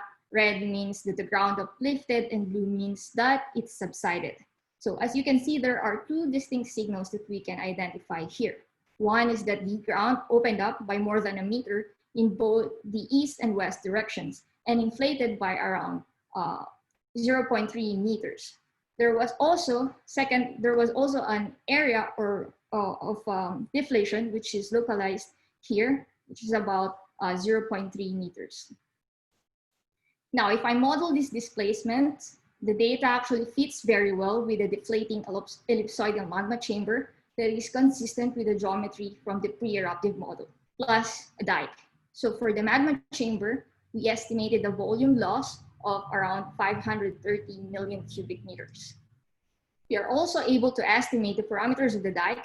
We find that the dike is about 21 kilometers by 8 kilometers by 3.7 meters in dimension, assuming a uniform opening. The top depth of this dike is in a very shallow depth, around 300 to 600 meters. If we calculate for the volume of that dike, it's about 0.6 cubic kilometers. And we estimate that if 50% of the volume of that dike were erupted explosively, this is probably a maximum estimate, that could have been a PEI for eruption. But thank goodness that it did not erupt violently. We also did a distributed slip opening to model the dike. So right now, if we look at the state of Taal after its main eruptive phase, we can observe post-eruptive deformation within the volcano island, possibly due to the pressure readjustments as the magma again, as the magma reservoir is now being replenished by new magma input.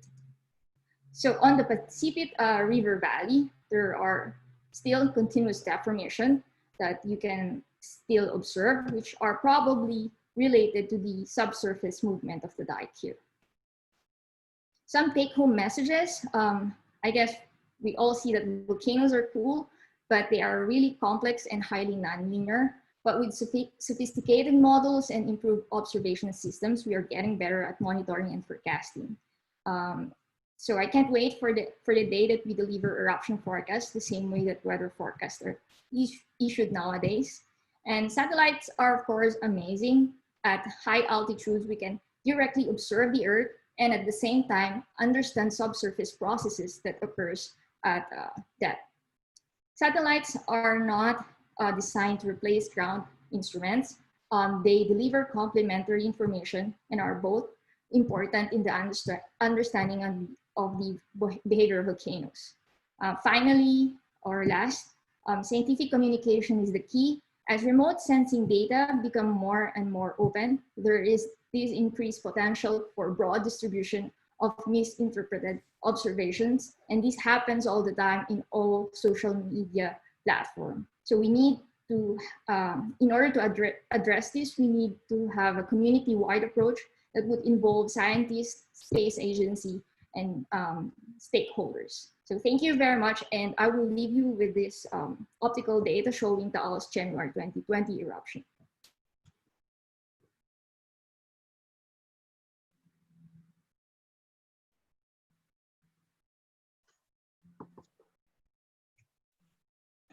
Great, thanks, Grace. At this point, let's break and open the floor for questions. I'm sure you have questions for Grace and JD and James and Miko as well. I see that the group chat there have been questions from Leo and everyone else to specific to the speakers, but this is our chance to ask them personally through our meeting. You can raise your hand if you have a question. Bayani, do you have any questions to our speakers, not to start our Q&A? Sure. So maganda siguro magtanong muna yung audience, CP, but I do have some questions. Some are loaded. Sabi ni CP, pahirapan ko raw kayo eh. Hindi. Ako marami rin akong questions. You know, I know enough to be dangerous. I don't know No. any of them. So maybe for the next few seconds, baka may gusto mag-jump in, but otherwise, yeah. And I will get the ball rolling. I actually have questions to Dr. Betch and Dr. Yumul about the geochem of Miko.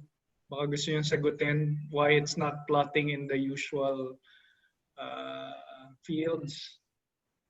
Ako naman, I'm sure si Dr. Aurelio has questions to Grace. Pero Grace, ang tanong ko sa iyo, you mentioned that the dike went up to the surface almost just 300 meters beneath the surface.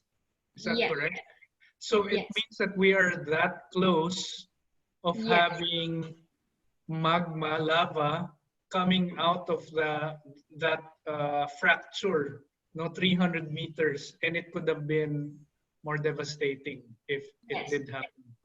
Okay. Exactly. That's true. Well, that's what the model says, of course. Okay, that is quite too close for comfort, I think. Sige, Bayani, go ahead. Yeah, so I have questions for everybody, but since sinimula mo na kay Grace, follow up ko na, tapos balik tayo kay JD. Pareho din naman silang remote sensors sa ngayon. So Grace, yung magma chamber na minodel mo, that seems consistent with what we know about volcanoes, the typical size.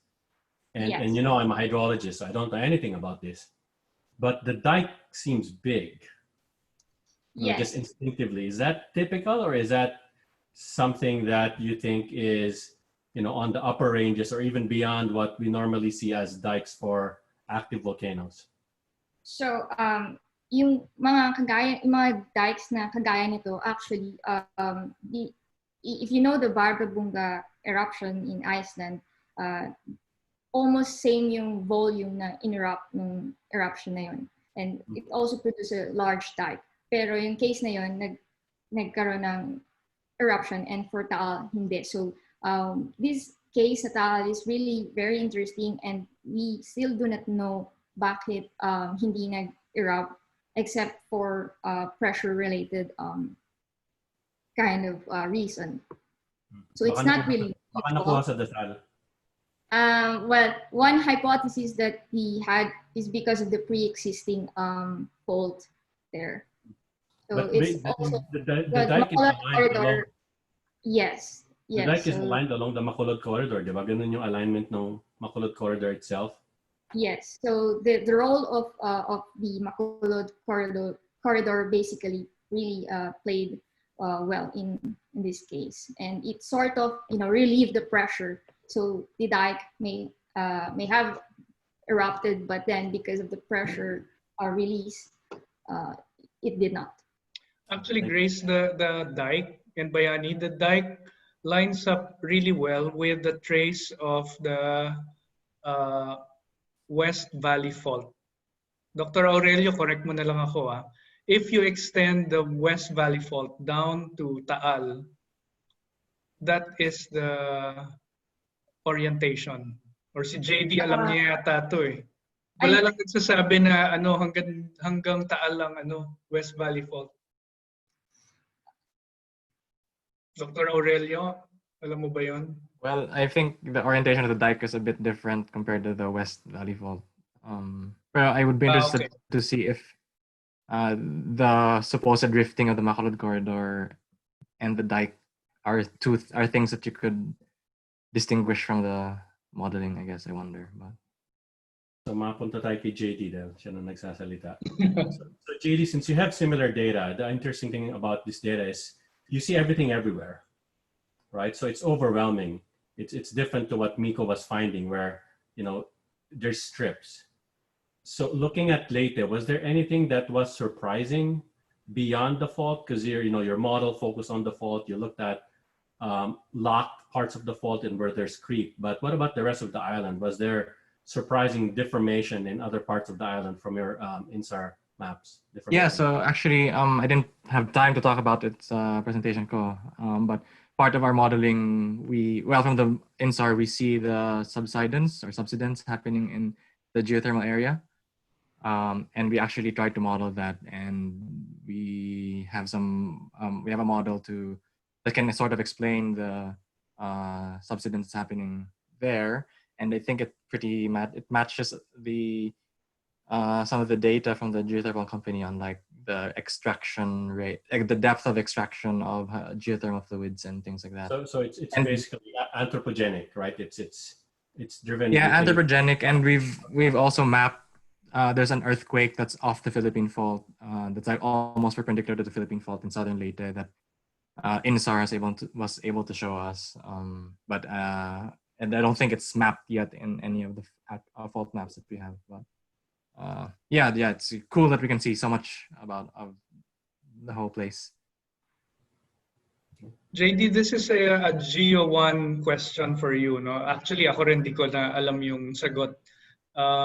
But when we teach intro to geology, we say that a fault that moves slowly, like in the case of Leyte, parang creep siya, actually releases its stress and would no longer pose a big danger in terms of forming a big earthquake afterwards. Is still that true? Because what you're saying is that that creep can still result to a big earthquake no greater than magnitude 6.5. Yes, so I think what we're seeing, especially now with satellite radar, is yung creep, the extent of creep is not homogeneous. So there's a lot of heterogeneity sa behaviors ng faults. So you can have a fault that's creeping, pero may locked section ka sa gitna niya, actually, na maliit lang, which is seismogenic, which could produce earthquakes. That can still essentially what we're seeing. Okay, got it. Okay, so generalization pala yung segment ng Philippine Fault sa Leyte that's just slowly moving, but you see that there are segments there that's actually not moving slowly. Yes, I think it's mostly because of the limitations ng work nung 90s na syempre yung GPS was still in its early years and we only had a few stations, so we had the generalization was had to be made. But yeah, now with satellite data, we could try and do a project of actually mapping the deformation of the whole Philippines and things like that. Okay, simulan na yan. Questions from the audience? Meron ba? Otherwise, you can type it naman in our group chat box and direct it straight to our... Mabasa mo na naman yung monograph. Ako may question for me. Dr. Raimundo, you have a question? Chemistry to, so I guess kay James. I'm a microbiologist. Okay, go. Yeah, and Tatum, I was interested if there are prokaryotes or archaea and the bottom floor, the seafloor, because she said they're only protozoan ones. Are there similar like the ones described by James in the seafloor? Yeah. Unfortunately, our team was not very involved with the biology team because they're from a different university. So we haven't really interacted since. I sent you a link to more information regarding their research. So maybe you'll find it there. But from what I remember is that with archaic bacteria or with bacteria in general, their task was mostly on testing if they would survive different pressures. So I'm not sure if they actually found during the sampling while they were on the ship or if they were able to get more data after the cruise. So I'm sorry, I wasn't very aware. It's okay. I'll look up the link. Thank you. So, CP, may tanong ako kay Miko. I think it's also part of the thread. Hindi ko lang masundan kasi ang bilis ng thread, ang bilis din nila sumagot. So, ano working hypothesis mo for those volcanoes? Are you thinking it's a new kind of volcanism? Are they like shallow hotspots? I think you mentioned something like there might be leaks somewhere, but they're too far from the ridges, really. So what's the overall hypothesis, really, or maybe even alternative hypotheses? Well, unfortunately, I'm very bad at geochemistry, and the first paper that we're making is more on the geochemical analysis of it, and mainly our conclusion was that it came from the lab, from the lithosphere asthenosphere boundary, and it's mainly pyroxenite in source. That's based on the olivine samples that we got from the geochemistry that we did. But we weren't able to do any tectonic modeling yet, for example. But we are proposing that it is a new type of volcanism, small scale, very localized type. But yeah. So but it for is me, it is somewhere in the middle, right? Kung ganon, it's not as deep as a hotspot, which could get super deep, right? Yeah. These plumes, but it's not quite where magma chambers are in subduction zones either. Exactly. Or in the lithosphere. Yeah. Exactly. There's another research, they call it petit spots. It's near Japan area. And for, we did compare our data with theirs, since it was similar, like it might be related to fractures, it's small scale, but the compositions were very different. So the sources were different and we couldn't really match the stories together. So something localized is probably going on. Yeah. Thank you. Okay, very interesting. Any more questions? Meron din ako kay James CP, sabi mo maganda ako para sa kanila lahat. Sige. Last question for James, and then we need to move on. I know there's 3 more great talks. Yeah. So James, you did the energetic calculations and show that these are the thermodynamically favored processes, and connected that to data. My question really is, it's sort of circular in some way, right? The reactions you put there, we know are enzymatic. We know they're biogeochemical, they're microbe-mediated. But if you take that out of the equation, how do you really distinguish these processes from abiotic processes purely? Because you can have abiotic methane, you can have abiotic redox processes too. Some of them are really slow in the biosphere without biology, but at geologic timescales, they could be very efficient still. Yeah. So the reactions that I took with basically just reactions that are known to be used by microbes, because the abiotic processes are very slow. So for example, methanogenesis at very low temperature is abiotically very kinetically inhibited.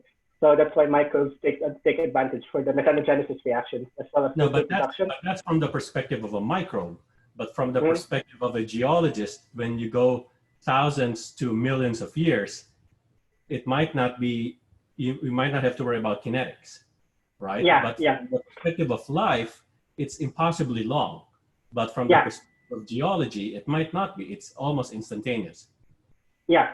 So basically, for that application, it's basically I do these calculations to see what kind of reactions, how do you call it, redox reactions that are favorable in different rock-hosted systems. The way I interpret them, especially just looking at present-day samples, active systems, is basically just looking at which type of metabolism or redox reaction is very favorable in this different rock-hosted systems. However, if we extrapolate the systems to like a planetary scale, so something like that, or a geologic process, so it would be, I would think another question for that example, what type of rock could favor a lot of methane degassing in the geological timescale period? That would be a different way to look at into this calculations. When you look at water rock interactions as a process itself, like it takes thousands of years or something like that. So, it's basically just in framing the questions, and the way that I frame this question, just to use this bioenergetic calculation, is just to look at active systems. But yes, you can do this kind of calculations, see what reaction is favorable, which reaction is not favorable, at like a geologic time scale and infer like fluctuates basically if we know the rate.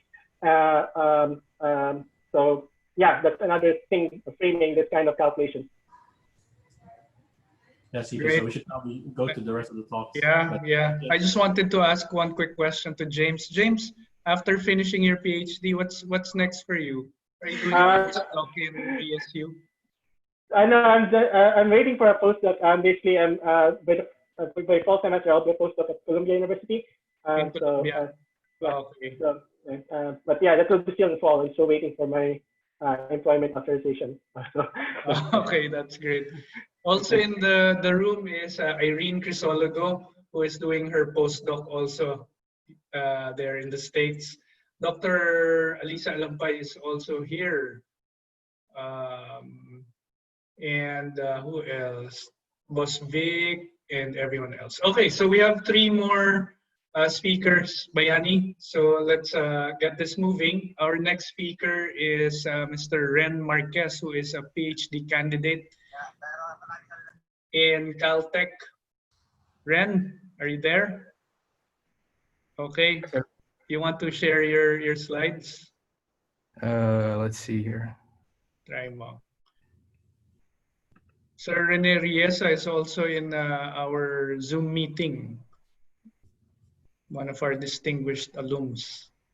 And Miko, by the way, before I forget, merong mga message sa'yo si Dr. Yumul about the geochem of your study. Opo. Okay, take it away, Ren.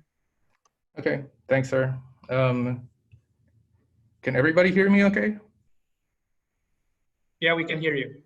Okay, sorry about the mask. I'm still on campus and I'm basically required to wear it. So yeah, so this is a work that I did actually more than a year ago now with Dr. Jess Adkins, basically trying to understand deep sea microbial sulfate reduction and how that actually relates to atmospheric oxygen and basically the global redox cycle. Okay, go on, there we go. Right, so the basic task that we're trying to accomplish here is just to, well, describe sulfur cycling, specifically in deep ocean environments. And before we try to dive into that, let's first just take a second and like have everyone on the same page and understand that there is this very intimate coupling between carbon, sulfur, and oxygen and their respective cycles in trying to control how much oxygen is actually in the atmosphere. So everybody has seen this type of reaction before. You take carbon dioxide and water, and you can convert that into glucose, basically biomass, and it has oxygen as a byproduct. So this is photosynthesis. The reverse is, of course, respiration or remineralization. And something that's not really talked about as much is that in geologic timescales, if there is an equal amount of photosynthesis and respiration going on, there's actually no net production of oxygen, right? Because you're just, all of the product you're making, you're just taking it back, nothing's gonna happen. But if for some reason you take some of this organic carbon and just take it away somewhere, bury it somewhere, there is going to be an equal amount of oxygen that's not being used, and that could actually make its way into the atmosphere. And so that kind of process and that kind of coupling happens in geologic timescales, so hundreds and hundreds of millions of years, right? But of course, oxygen is not the only thing that's available for organic carbon respiration or remineralization. There are other oxidants out there. We have nitrate, we have manganese and iron oxides, and we have sulfate. And so you can actually oxidize organic carbon with sulfate in a process known as microbial sulfate reduction.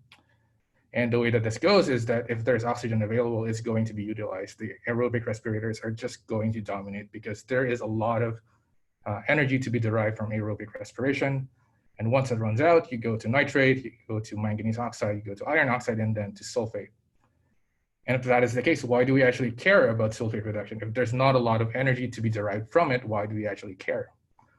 Well, for one, there's a lot of sulfate going around in the ocean, right? It's about 28 millimolar, compare that to manganese and iron, about micromolar to nanomolar scale. So there is a lot of sulfate going around, that there is a lot of sulfate reduction that could go on. And so there is this very important thing that we have to consider when we're trying to account for everything that affects atmospheric oxygen. Again, we could have just burial of organic carbon, And you could actually just use something else to oxidize organic carbon. Just don't use oxygen, use sulfate instead. So this is a very simplified version of what goes on during sulfate reduction. You take 8 moles of sulfate, and you can actually oxidize about 15 moles of organic carbon. And the resulting product is, of course, sulfide in the form, or at least stored in the form of pyrite or iron sulfide. And so when we're trying to account and model all of these things, we have to keep track of first organic carbon, of course, and then iron sulfide, the main byproduct of sulfate reduction. And indeed, for decades, people have actually tried to do this whole mass balance thing, right? So when doing a mass balance, you just take whatever comes in, must come out, assuming that there is some sort of steady state, which, you know, in geologic timescales is a fair assumption. And the main outputs are, of course, the formation of evaporites, which are mainly barite and some gypsum in the early earth. And so that has a certain isotope composition, typically reflective of seawater. And another output is, of course, the formation of pyrite through sulfate reduction. And there is an extra term here, as you can see, that is the cap delta 34S. So it's basically the offset between the resulting sulfide being sequestered into pyrite and the starting sulfur isotope composition of the sulfate. And indeed, when you look at the record for the past 4 billion years, there is some sort of constant offset between the sulfate reflective, again, of the seawater composition and that of the buried pyrite. There is some sort of negative offset here. So in the y-axis, you just have the sulfur isotope composition. And that makes a lot of sense if you look at the bacterial culture data, because when we actually try to culture these sulfate producers, what we find is that there is, again, a constant negative offset between the resulting sulfide with respect to the starting sulfate composition. And what we see from these experiments as well is that it actually pretty much matches what we see as from ab initio calculations of the theoretical limit for dissimilatory sulfate reduction, basically what happens during microbial sulfate reduction. But that offset, that epsilon, it's denoted as epsilon here. It kind of varies in the literature, but anyway. Basically what we're seeing here is that it's not always constant, and it's actually highly dependent on the sulfate reduction rate. How fast are you sequestering the sulfate and converting it into sulfide? We see that for a very high sulfate reduction rate, it's the expression of this sulfur isotope fractionation is not really that evident. It's about 20 per mil. But if you go to a very, very slow sulfate reduction rate, it starts to approach that theoretical limit, about -70 per mil. Now, the next question is what actually controls the sulfate reduction rate? We know that it controls the epsilon, but what controls the sulfate reduction rate itself?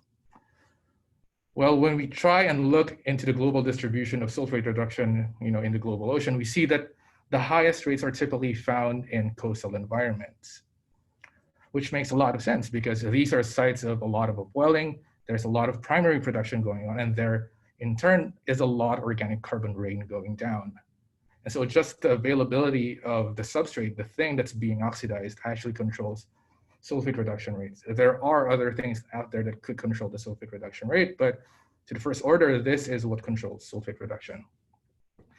And so given this distribution of sulfate reduction in the modern ocean, most of the literature, at least in the past 4 or 5 decades, have actually focused on looking at shelf environments, just because, well, for one, the thinking is that most of the sulfate reduction is going on here. And so if we're just trying to account for sulfur cycle globally, maybe just, you know, focus on that spot.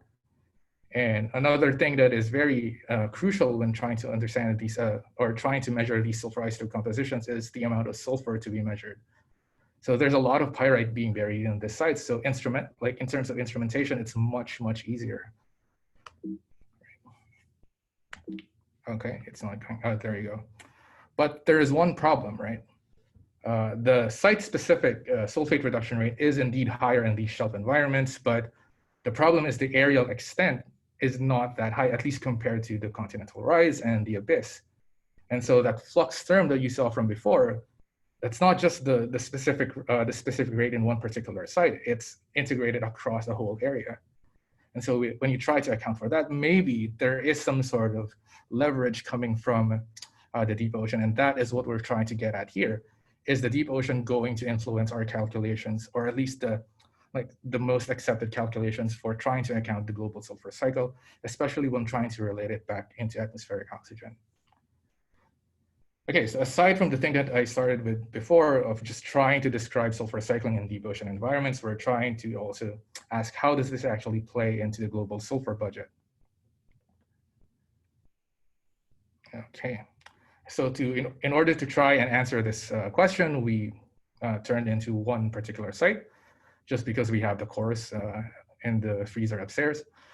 This is Site E1474 and Expedition 361 from IODP. And I would be the first one to point out that doesn't seem like a deep ocean site. Well, in terms of the depth, for our characterization, it is, but we chose it because, for one, the pore water profile, which you're gonna see later on, is actually pretty much one of the most important things for the interpretation of this data, is relatively simple. And since we're trying to develop a new method here, maybe just start out simple and then move on to the open ocean sites later on. Okay, so come on.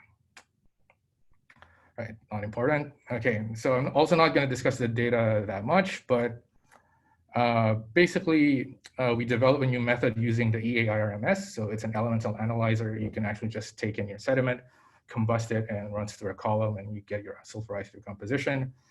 The main challenge was to actually try and do it with a very low sulfur load.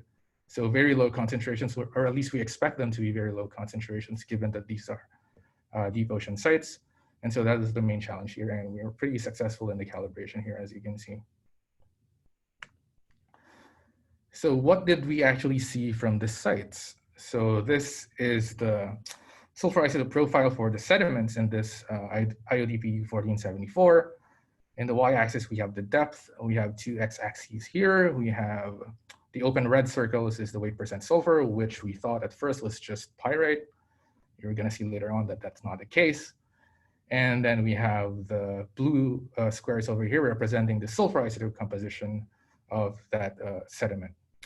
And one thing that is kind of scary here is that when you try and plot the reciprocal of the weight fraction of the sulfur in these sediments versus the amount or the sulfur isotope composition, it plots as a line, which is it a Rayleigh distillation kind of thing? Is it a sort of mixing relationship?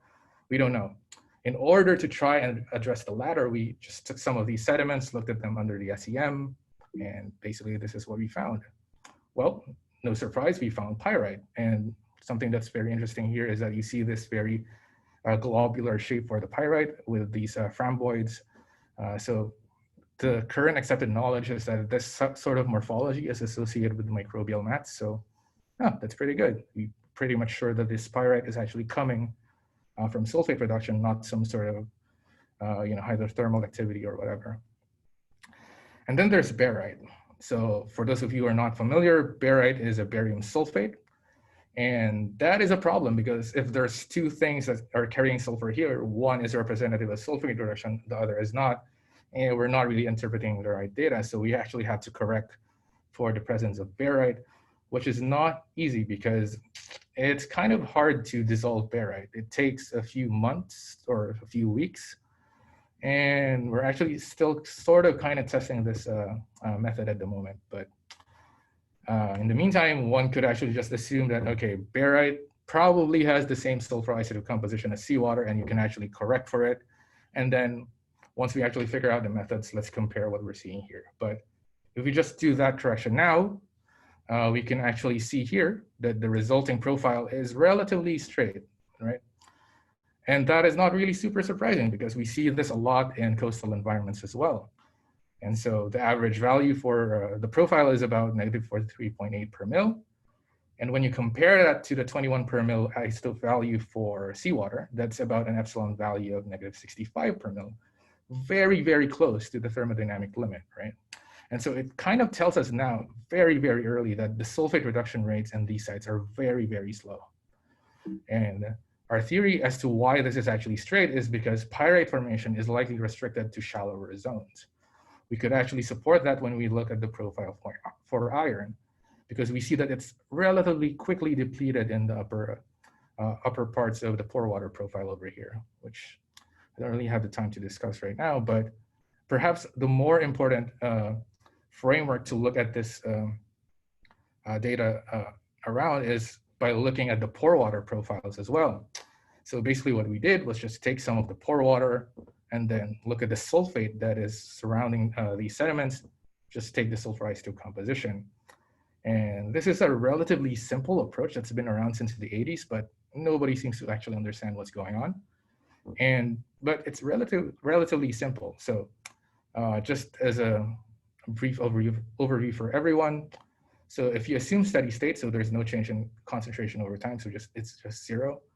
The pore water profile that you're seeing is basically controlled by diffusion, advection, and something else, right? And that something else we know is sulfate reduction, at least for the most part, it's sulfate reduction, right?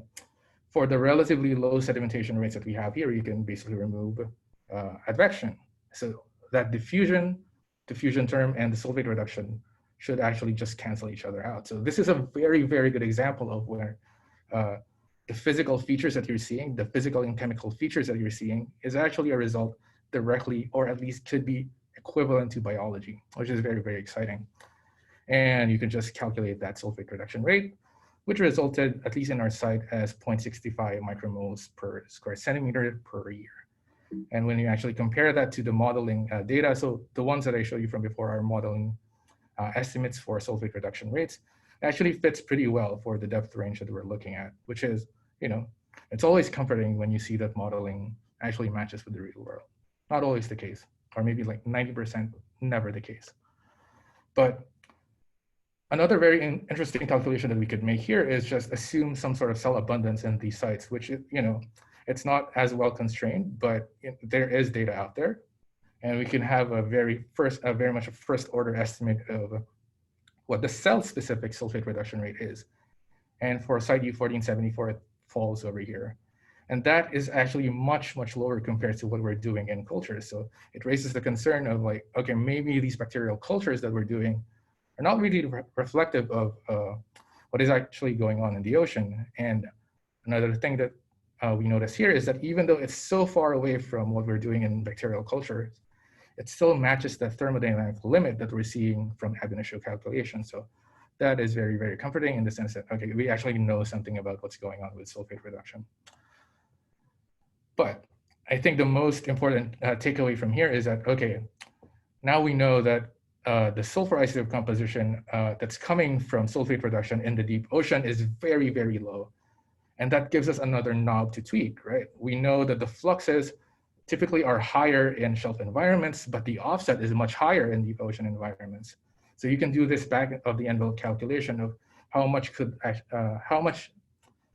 each type of environment, ocean environment, could actually shift the global ocean sulfur cycle. And so that modeling project is underway, is actually about to be published soon. But yeah, it just tells us that, okay, there is still a lot of like imagine 4 decades of data just focusing on one specific type of environment, and then just seeing this data that, okay, there is actually more to this than we thought, which is, kind of alarming, but also pretty exciting for a young scientist, I think. It tells you that whatever is an established, knowledge or convention is not exactly, as strong as you would think it is. All right. Okay, so just to summarize everything that I talked about, we saw that pyrite formation and burial in IOTP sites typically restricted in the shallower parts of the sediment profile. Sulfate reduction rates are relatively slow, and so this results into a very low sulfur isotope composition, and thus has a huge swing in terms of trying to determine this mass balance between the different fluxes of sulfur and how that relates into the global redox cycle. All right, cool. Thank you so much. All right, thanks, Ren. Of course, you didn't touch on the other implications of studying the sulfate as a source of energy. No, of course, we go back to the time when there's limited oxygen in the environment, and potentially all the microbes at that time were using other forms of energy, particularly sulfate reduction. So it's good that people are looking at this system once again, even though it's not anymore the dominant source of energy for life here on Earth. Oh yeah, for sure. Yeah. Are you continuing this for your PhD? Unfortunately, I actually stopped working on this over a year ago. I'm Okay. focusing on 4 other projects right now, so I had to drop one. All right. Yeah. Great. Thanks, Ren. Sure. Moving on, our next speaker is Dr. Joanne De Vera. Joanne, like Grace, did not finish her BS or MS in NIGS, but from chemistry.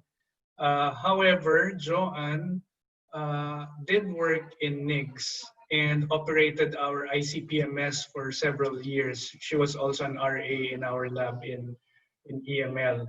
And Joanne finished her PhD in the geosciences late last year, if I'm not mistaken, from the University of Toronto. Joanne, are you there? I don't see you in my screen. And I'm just turning on my video now. There. Hi, Joanne. Tama po, sir. Yes. And yeah, you can start sharing your screen. By the way, I believe earlier, Dr. Giselle Concepcion, the president of PAASE, was in our Zoom meeting earlier. I don't know if she's still here.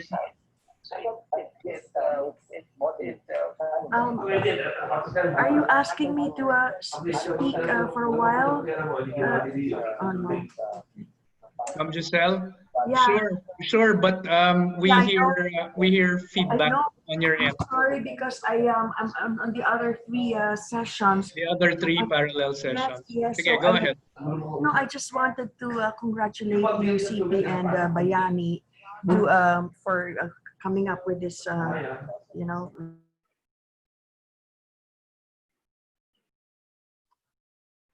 Na-mute ka, ma'am.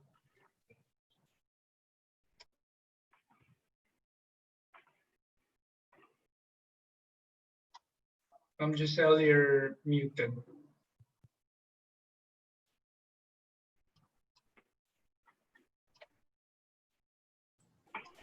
Can you hear me now? Yes. Sorry, quickly. So 2 things. So first is I wanted to congratulate you and Bayani and all our speakers and fantastic attendance, including from Jun Yu Wu. And I am interested in measuring methane from a site because I have this methanotroph bacteria that is a symbiote of a rock boring shipworm, and that was published and got a lot of publicity. So actually, through one of your faculty, you're trying to look for ways to measure methane in the water and, well, of course, in the rock.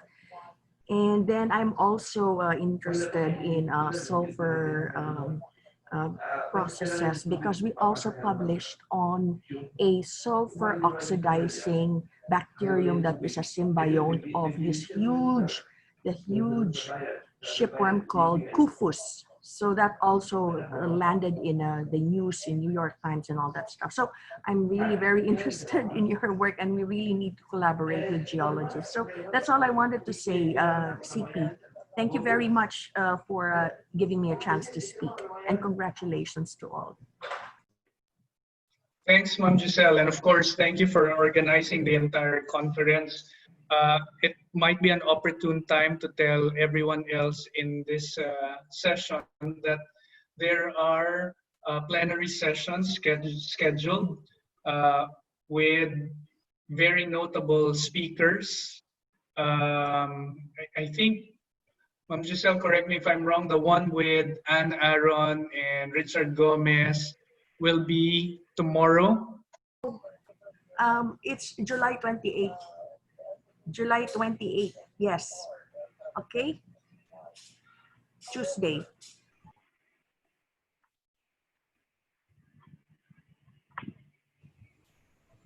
CP na nakamute ka. So I was just saying that the entire conference schedule is in the website of PAASE, paase.org. There are multiple sessions and plenary sessions scheduled today and weeks beyond. So just check that out. Maganda yung session ng plenary sa 28. Anne Aaron is from Stanford, and she's the, I believe up to now, the Chief Technical Officer of Netflix. So for everyone, FYI, we are now able to stream Netflix even in our phones because of Filipina in Netflix. That was actually part of her dissertation in Stanford. Okay, thanks again, Ma'am Giselle. We'll move forward, but do not forget, no, attention, James, Leong, and Ren, the interest of our colleagues from Ma'am Giselle's group are in the methane and sulfate reduction systems. No, so if you want to collaborate, just email Ma'am Giselle. Okay, so sorry, John, we were cut off. We can now see your slides, and you can now. Yes, I'm trying to put it on full screen, but I don't think the images are appearing. I'm just gonna present it as it is. Okay, magandang umaga po sa inyong lahat. Gabi na po dito sa Toronto. So, ayun, I'm actually surprised by the huge turnout. So, I understand that everyone right now is probably itching to travel. So, for the next 10 minutes or so, let me take you to the Arctic and explore it through the eyes of lead and its isotopes. So, this is actually part of my PhD work. And I would like to acknowledge the help of my collaborators. My supervisor is Dr. Bridget Bergquist, and so many people who helped me to finish this project. Okay. So aside from the fact that the Arctic is extremely remote, it's very cold, and I would say mysterious, scientists are very interested in the Arctic because it is sensitive to the changing climate. So they call it Arctic amplification, wherein they're observing that the Arctic is warming faster than the rest of the world. So this is nicely demonstrated in the left graph, which shows here the change in temperature between 1960 and 2011. And as you can see here, the Arctic is warming by at least 1 degree Celsius higher than the rest of the world. And in fact, it is expected that in the summer of 2040, the Arctic is going to be completely ice-free. And so these changes that are happening in the region are going to affect the biogeochemical processes. An example of this are outlined here, and all these processes are very complex. They're interrelated and unfortunately not very well understood. So one way to understand it is to look at trace element cycling because they can be part of biogeochemical processes, as I will explain in the next slide. Okay, so in this diagram, the black arrows represent the movement of trace elements from one system to another. By the way, I'll be referring to trace elements as TE starting from now. So for example, if you start with aerosols, aerosols are important carriers of trace elements, especially in remote regions such as the Arctic. And then this will be eventually deposited into aquatic and terrestrial environment. And in the Arctic, this also includes the frozen components as an important repository. And so during melting, we would expect that these trace elements will be released into the environment, including the seawater. So aside from the TEs coming from the seawater, the trace elements in the seawater can also come from shelf materials because the Arctic is mostly contains a lot of shelves. And then the trace elements can also come from the waters advected from North Pacific and North Atlantic Oceans. So these trace elements can either be nutrients or toxins for many microorganisms, and some of them can be tracers of different processes. And in the case of lead, which will be the focus of my talk, we will use this as an anthropogenic. We use this as an anthropogenic tracer. So as I've mentioned, I'll be using isotopic measurement in order to understand my research. So let me have a quick background, our discussion, and how I'm going to use isotopes in my research.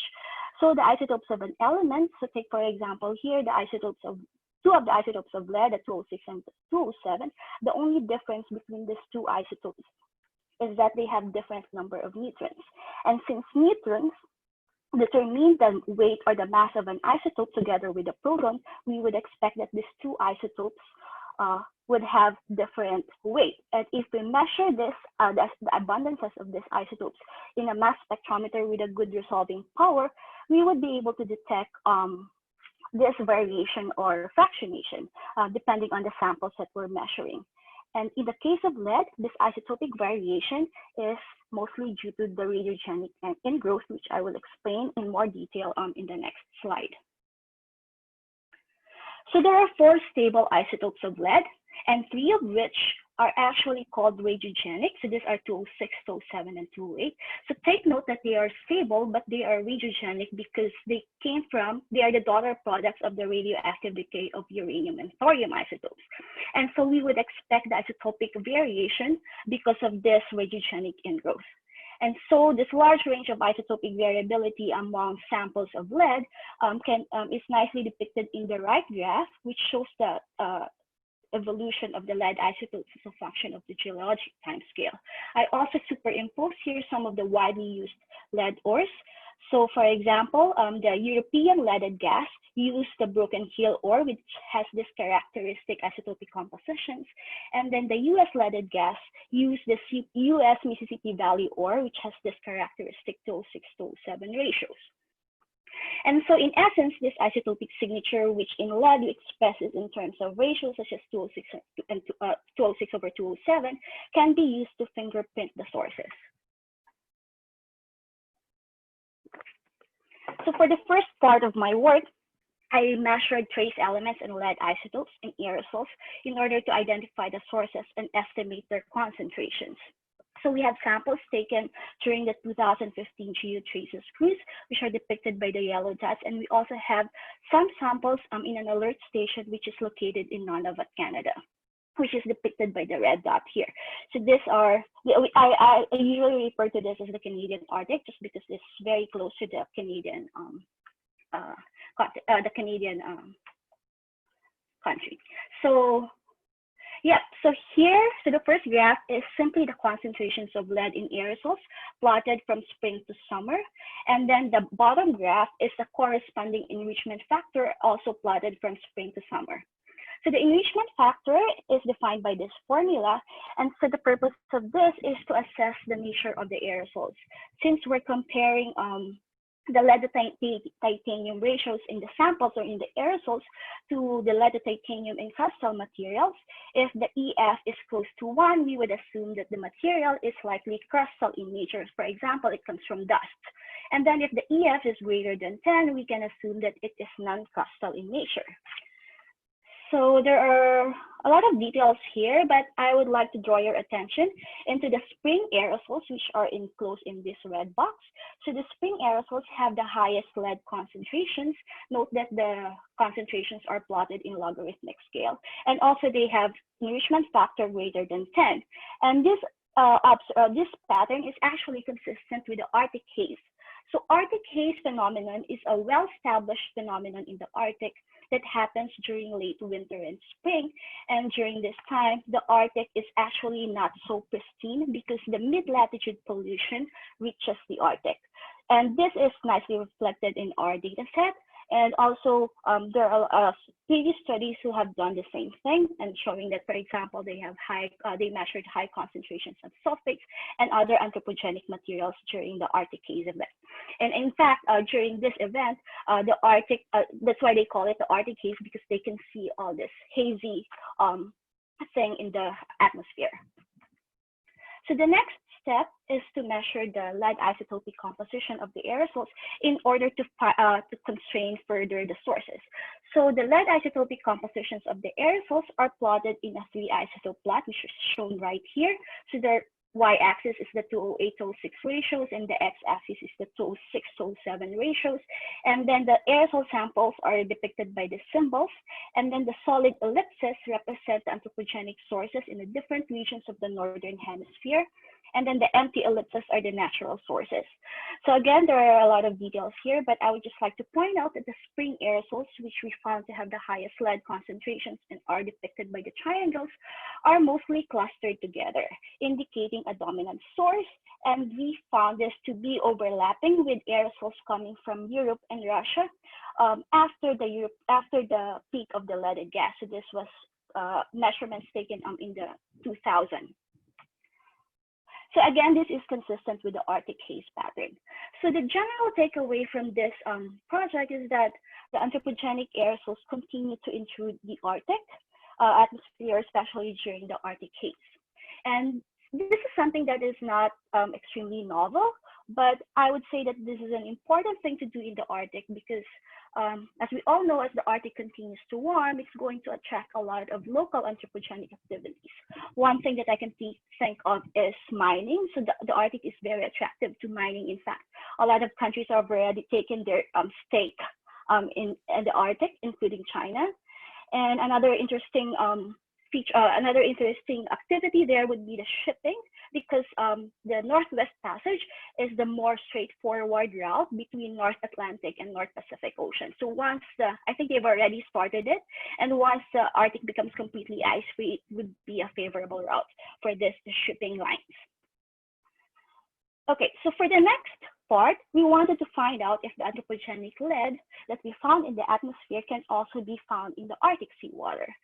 So some of the backgrounds or information that we know before that we kind of figured out before we started this project is that the concentrations of lead in the Arctic are generally very low compared to the other ocean systems such as Pacific and Atlantic oceans. And then based on proxy measurements, it was kind of assumed that the Arctic might still be pristine. So in order to find out if the Arctic is indeed pristine, we measured the lead isotope compositions in the seawater. So we measured it from filtered seawater, so we refer to it as the dissolved lead isotopes. And we have samples taken in Canada Basin, which is right here. I don't know if you can see my cursor here. So Canada Basin is one of the 4 basins of the Arctic Ocean. And then we have samples from Canadian Arctic Archipelago. So the Canadian Arctic Archipelago is an important link between the Pacific Ocean and the Atlantic Ocean, because the Pacific water enters here, and then the Arctic water goes through here and enters through the Baffin Bay and then exits to Labrador Sea, and then the Atlantic Ocean is south of the Labrador Sea. And then the Baffin Bay is the one that is north of Atlantic Ocean. So the samples that we've measured are depicted by the symbols, and then we have samples measured from surface to the deep water. Okay, so this is the same plot that I presented before, only that I've added the isotopic compositions of the Arctic seawater, which are represented by these different symbols. So for Canada Basin, they are right here. And for Canadian Arctic Archipelago, these are the diamond symbols. And for Baffin Bay, they are the square symbols. So there are many, you will notice that many of the data points actually overlap with the anthropogenic sources, which tells us that indeed anthropogenic lead is found, if not pervasive, in the Canadian Arctic. Another interesting finding that we found here is that if you look at the 206-207 ratios, the lowest 206-207 ratios, those that have values less than 1.15, which are right here, actually overlap with historic lead input, which we think came from European leaded gas and Russian smelters. Both of these are the only possible sources of low 206-207 ratios in the past. And another cool thing about this is that if you look at the concentrations, these low 206-207 ratios are associated with the highest lead concentrations that we measured in the water column, which leads us to suggest that the historic Eurasian lead, those that came from European leaded gas and Russian smelters during the 20th century, is an important source of dissolved lead in the water column of the Arctic. Okay, so far we've established that the historic Eurasian lead is an important source in the water columns. So the next question that we wanted to find out is how did this historic Eurasian lead reach the Arctic? So one route is through direct atmospheric deposition. But then you also have to think about the other possible source, which is the waters that are advected from North Pacific and North Atlantic Ocean. Both of these ocean systems are heavily influenced by anthropogenic lead, especially during the lead leaded gas emission in the 20th century. But then, as you can see in the left graph, the isotopic compositions of the North Pacific Ocean and North Atlantic Ocean cannot be the source of these low 206-207 ratios, which are right here, because they have much higher concentrations. So these kinds of support our hypothesis that this historic erosion lead are brought to the Arctic via atmospheric deposition. And this is also supported by the Arctic ice core records measured in the Arctic, which can be used as an atmospheric proxy. As you can see here, the lowest, so as you can see here, these ratios right here also correspond to low to 6 to 7 ratios. And so, and this corresponds to the emissions in the 20th century, which kind of support our hypothesis that aerosols are brought to the Arctic, specifically this historic erosion led via atmospheric deposition. So to conclude, first, we found that anthropogenic aerosols from Eurasia continue to intrude the Arctic's atmosphere. And then second, anthropogenic lead is present in the Canadian Arctic seawater with significant contribution from historic Eurasian lead aerosols.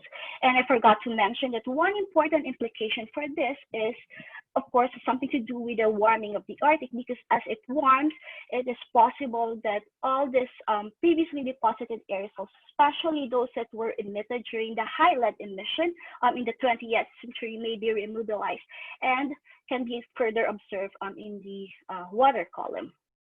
So that's about it. So what's next for me? I'm really interested in isotopes, so I'm hoping to still measure the iron isotopes in the same water samples in order to understand the biogeochemical cycling of iron.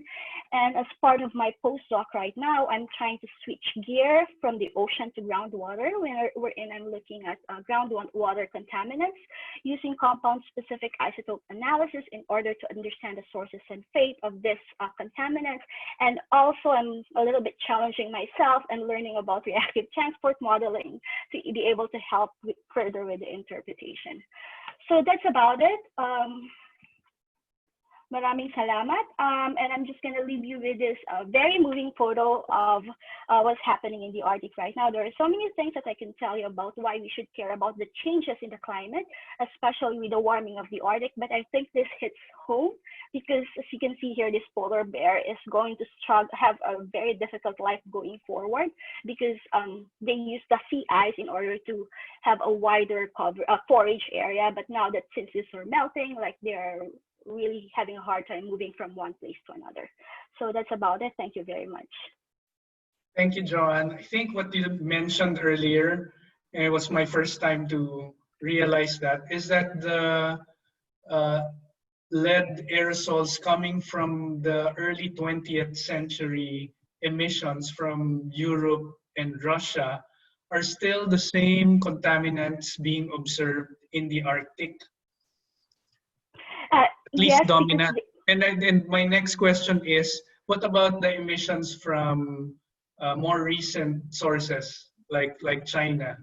Konti lang ba sa Arctic yun? I think the reason why we're observing the dominant, the influence from Eurasian during the, like for example, the leaded gas is because these are really high concentrations compared to the one. So actually the China thing is, there are studies in some parts of the Arctic wherein they're seeing Chinese aerosols. For example, there are some Greenland studies. And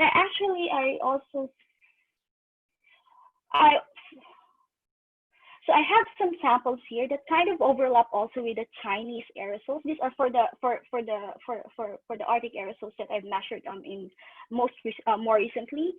But I'm not sure if this is exactly coming from China, because this also overlaps with the Arctic sediments, with the Russian Arctic. And I kind of coupled this with I'm forgetting the term now, AMB, like air mass back trajectory analysis, and I'm not seeing the pattern coming from China. But I'm not completely ruling it out because some studies said that they found the influence from China.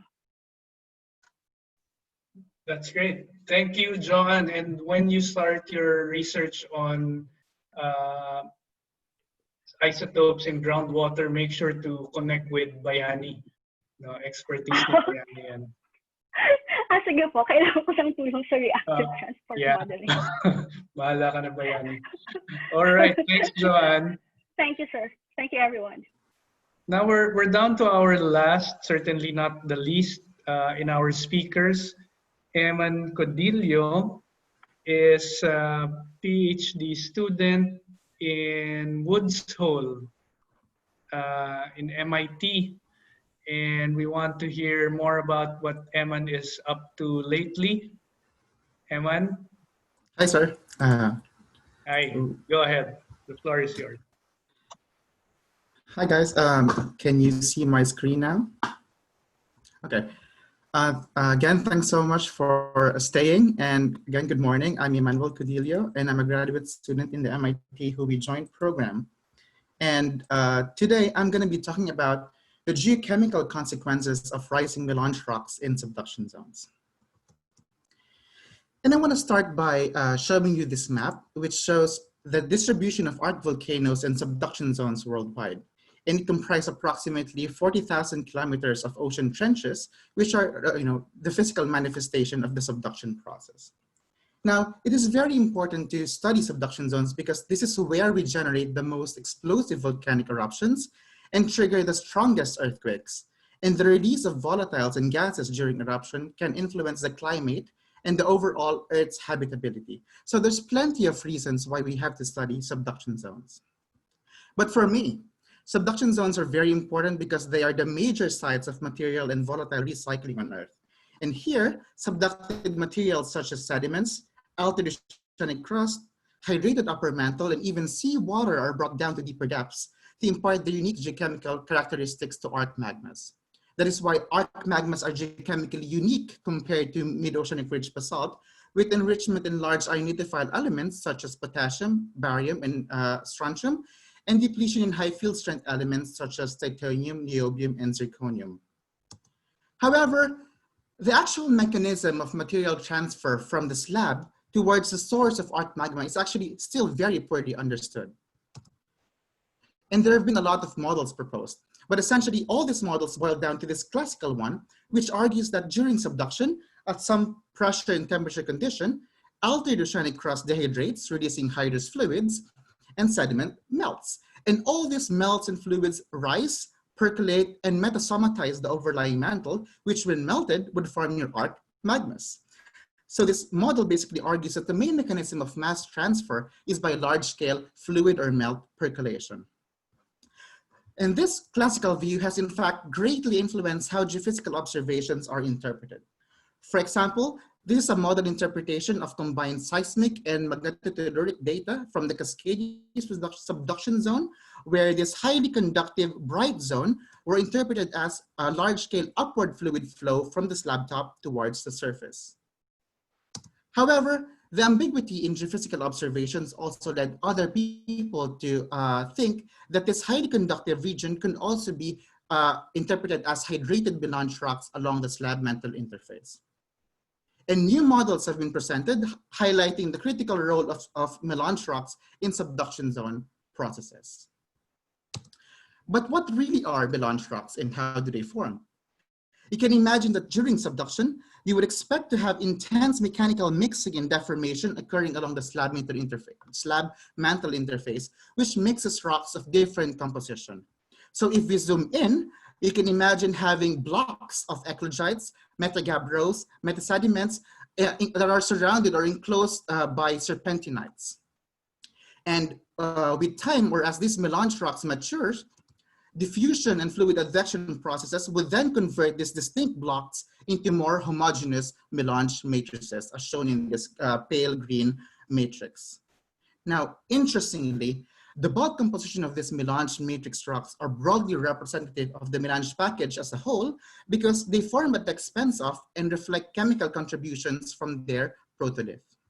And for that specific reason, why we made use of this melange matrix rocks as starting materials in our experimental study. Furthermore, due to their intrinsic buoyancies, remember that we are expecting to have really hydrated rocks along the slab-mantle interface. Melange diapirs have been predicted to form at the slab top and dynamically mix with the overlying mantle.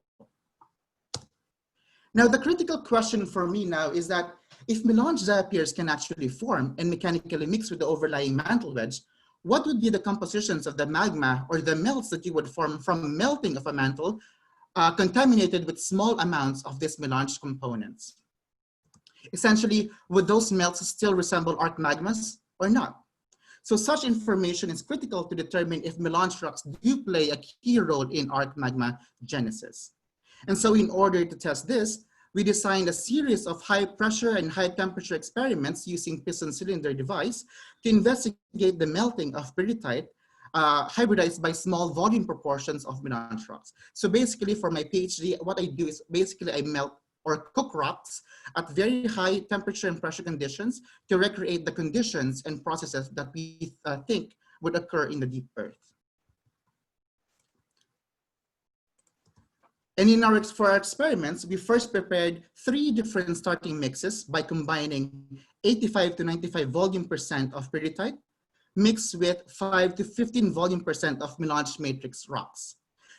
So the figure on the right shows you that the variability in the global melange composition, highlighted in gray circles, reflect first order mixing between 2 end members. One end member is serpentinite here in crosses, and the other end member being sediments or upper crustal rocks. So in order to account for such wide compositional variability, we selected a serpentinite-like component, which now comprise the peridotite serpentinite experiments or per-serp experiments, and a sediment-like melange component, which now comprise the per-sed experiments. And all these starting mixes were partially melted using piston cylinder device from 1150 to 1350 degrees Celsius at 1.5 GPa. Now let's look at the results. So here's an example of a major element plot of potassium versus alumina, and different compilations of primitive arc melts were plotted here to provide a realistic range of global arc data. So here you have global arc lavas representing mostly arc tholeiites and calc-alkaline magmas. And I also added a subset of alkaline arc magmas in blue circles. And now for simplicity, all these arc data sets now are in the gray and pink fields. And here I also added published experimental melts from hydrous melting of peridotite in blue circle, as well as melts from a mantle hybridized by either slab melt or sediment melt in diamonds. And I also added melts from melting of pure melange rocks in dark blue and red circles. And you can see that in terms of potassium versus potassium and alumina, the hydrous melts of peridotite plotted well within the field of your global arc data, while the melts from a mantle hybridized by either slab melt or sediment melt had very high potassium and did not plot in any of the arc data sets. While melts from pure melange melting also had high potassium, but they plotted well within the field of alkaline arc lavas. Now, ultrapotassic melts such as saucianites also occur in nature, but in much lesser abundance. Now, adding our experimental results here, we show that the melts from a melange hybridized mantle also plotted well within the field of global arc lavas. And looking at other different major element plots, here we're looking at calcium, sodium, and silica versus alumina. Overall, the partial melts of peridotite hybridized by small volume proportions of melange material are similar to hydrous melts of peridotite and better match the alkali and other major element components. Now, in terms of potassium versus silica, so here I plotted the 2 most abundant arc magma types, the calc-alkaline arc magmas in blue circles and arc tholeiite magmas in green circles. And traditionally, calc-alkaline arc magmas have been thought to be formed by flux melting induced by slab-derived fluids, while arc tholeiitic magmas are thought to form by a decompression style melting similar to morbs. Now, adding our experimental results, we show that we are also able to produce the 2 most abundant arc magma types from calc-alkaline melts by melting of a mantle hybridized by sediment-dominated melange materials to an arc tholeiitic melt from melting of a mantle hybridized by a serpentinite-dominated melange materials. So far we have shown that the melts from a melange hybridized mantle have major element composition similar to primitive arc magmas, ranging from arc tholeiites to calc-alkaline signatures.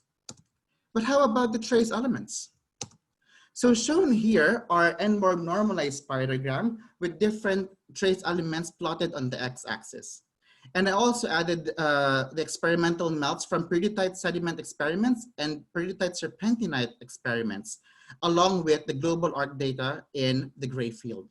And you can see that relative to NMORG, our experimental melts display enrichment in large ion lithophile elements such as barium and strontium, and depletion in high field strength elements such as niobium and zirconium. Now, remember that these are the characteristic trace element signature that define the global arc magmas. And more importantly, we are also, again, we're able to reproduce the two most abundant arc magma types in terms of trace elements from calc-alkaline melts by melting of a mantle hybridized by a sediment-dominated melange to a tholeiitic melt by melting of a mantle hybridized by a serpentinite-dominated melange materials. And again, this is consistent with major elements. So here it seems that the major and trace elements are actually hinting on the same thing. And lastly, arc magmas also show characteristic fractionated trace element ratios. So here I included different trace element ratios such as barium over thorium, barium over niobium, and many more up to thorium over zirconium. And all these trace element ratios have been traditionally used in subduction zone literature. And I also plotted experimental melts from PERSED and PERSERP experiments along with the global arc data in this field. And you can see that our experimental melts also display the fractionated trace element ratios similar to global arc magma, such as we are seeing an elevated in the ratio of barium over thorium, barium over niobium, and many more. Now, it is critical to determine if such fractionated characteristic is just inherited from the bulk starting composition or not. So here we show that so here we show that the bulk starting composition in solid lines plot mostly within the field of the global arcs. And this implies that, the fractionated trace element characteristics can actually be formed early on during the formation of melange rocks along the slab mantle interface. And these fractionated trace element characteristics are then inherited upon mixing between melange rocks and the overlying mantle wedge. Now, furthermore, we also show that melting of melange hybridized mantle stores can further enhance some of the fractionated trace element characteristics. For example, here we're seeing for barium over thorium, strontium over yttrium, and potassium over titanium, where the bulk starting composition plotted outside the field of global arc data, but upon melting actually enhanced the fractionated trace element ratios of the resulting melt. So in summary, we've investigated the melting phase relation of a mantle hybridized by small volume proportions of melange component using piston cylinder device. And we have shown that our experimental melts reproduce simultaneously the major trace element compositions as well as the fractionated trace element ratios that are characteristic of global arc magmas. And we've shown that depending on the nature or type of melange component and the relative mixing proportion of this hybridizing melange, we're able to produce a wide variety of primary magmas, from tholeiitic arc magma by melting of a mantle hybridized by sediment or serpentinite dominated melange, to a calc-alkaline arc magma signature by melting of a mantle hybridized by a sediment dominated melange material. So thus, taken together, we argue that the assimilation of melange rocks into the mantle wedge may actually play an important role in delivering the key subduction signatures from the slab to the source of arc magmas. Thanks. Thank you, Eman. Quick question, Eman. So I'm trying to remember na my igneous petrology when you were speaking. Yeah. Dokoy, correct me na lang if I'm wrong. But when a subduction zone initiates, more often than not, I think the signature that we see is of tholeiitic in character. And then for a more mature subduction zone, then you will see more alkaline signatures. So how does that come to play with when you say that it's actually based on what's the dominant material being melted, whether it's serpentine or sediment based? So I want to comment first on your first statement that you were expecting, you should see mostly like tholeiitic character during subduction initiation, and then you later see alkaline magmas in like more mature arcs. So interestingly, the formation of arc tholeiites and alkaline melts are still under like heated debate. And like right now, people are highlighting the critical role of how much water are there in the starting primary magma. But that's in actually terms the of question of Dr. Yumol to you. How much water was in your experiment? Oh, I can answer that. I will So, di ba first parang tackle less that. water for tholeiitic and more water for alkaline? Yes, that's true. So the conventional wisdom on the formation of alkaline and tholeiitic series is by changing the amounts of water, where tholeiitic differentiation are usually associated with dry primary magmas. So that's basically what we would expect in mid-oceanic ridges and dry subduction zones, while alkaline magmas are usually associated with really hydrous primary melts, where the water effectively suppresses the fractionation of plagioclase. That's how you end up with a alkaline differentiation series. But actually, at the moment, it's still under a very heated debate. And based from my experiments, I'm showing that depending on the nature of the material or the nature of hybridizing component in the source of arc magma, you can produce a wide variety of melts, ranging from arc tholeiites to alkaline. So we're kind of adding like, we are suggesting another pathway of reproducing these signatures. Thanks, Eman. So what was Doc Y's question, sir? It's in the chat, but it's about how much water did you place in your experimental batches? Okay. So I actually did not add any free water in my starting materials. So the bulk water that are contained in my experiments are mainly hosted by the hydrous phases in the melange hybridizing component. And so the melange materials that I added had approximately 2.5 weight% of water. So the experiments is actually not water saturated. Okay. Bayani, you still remember your igneous petrology? Nako, wala na ako naalala. Any questions for Eman, Joanne, and Ren? So I have a few questions, but siguro sa audience muna. Sige, yeah. Anybody with questions? I see in the group chat may mga questions directed straight to our speakers. Betch, area mo tong mga igneous petrology. Kung may question ka. And everyone else. Sige, Bayani, go ahead with your question. So kay Ren, if he's still around, may tanong ako. Are you still around, Ren? Yep. Cool. Yeah, actually, bago lahat, I mean, this was an amazing session. It's really great to see all the cutting edge work done by your generation. It's really impressive, actually. Nanliliit ako because I would not have done what you're able to do, especially in same phase in my career. It's really amazing. So kudos to everybody. It's nice to see it.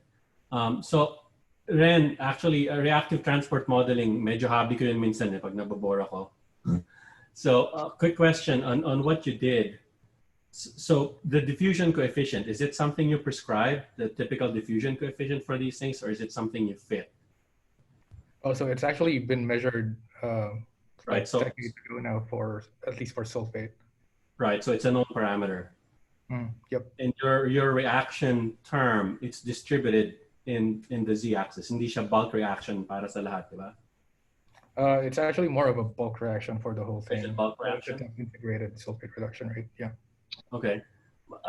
My question really is, if you look at that model, the reactions happen throughout the column, right? But the diffusion should happen from the top boundary, which is where you know all the gradients would come from. So the things that are being reacted, the products, if it's true diffusion and if it's no steady state, you said there's no quasi-advection, which is the really deposition, right? Because I assume there's no fluid advection because of low permeability, or you're in marine sediments. Yep. But what that means is all the products stay in the sediment. The diffusion is probably super slow, right? If you're having a reaction all the way going down to the bottom because it's bulk, and some of that material may not make it back to the ocean, to the water, right? So in effect, even though there's reactions going on, they're in the aqueous phase, but they're sequestered in the sediment without real transport going out. So I wonder what you think about how there would really be feedback to the ocean cycle, the ocean budget. Yeah, so so the way that we were thinking about this is more of like millions of years of time scales, right? So something that wasn't really discussed in the presentation was, so it mainly focused on the outputs from the system, but not really the inputs. And you can actually see this in the literature as well. The way that they discuss all of these things is that, oh, there's an in, there's an out. So what is the actual in? So it's actually mostly coming from weathering, right? So we have to think about this not as a direct exchange with the ocean, but mostly actually, okay, eventually this thing that is being buried here and sequestered here is going to be. You're viewing it basically more as a reactor, as a part of the system. Yeah. Okay. So, okay, John, then it's pretty interesting what you did with the lead. Thanks, Ren. Sure. So what, I may have missed it. It's nice that you found the sources by isotopic tracing, but how much lead has been added is my question. Does it really matter? Obviously, you can track anything with isotopes, but is it a trickle, or is it potentially profoundly changing lead budgets in that part of the world? So I would say that the concentrations of lead in the Arctic is still generally very low. And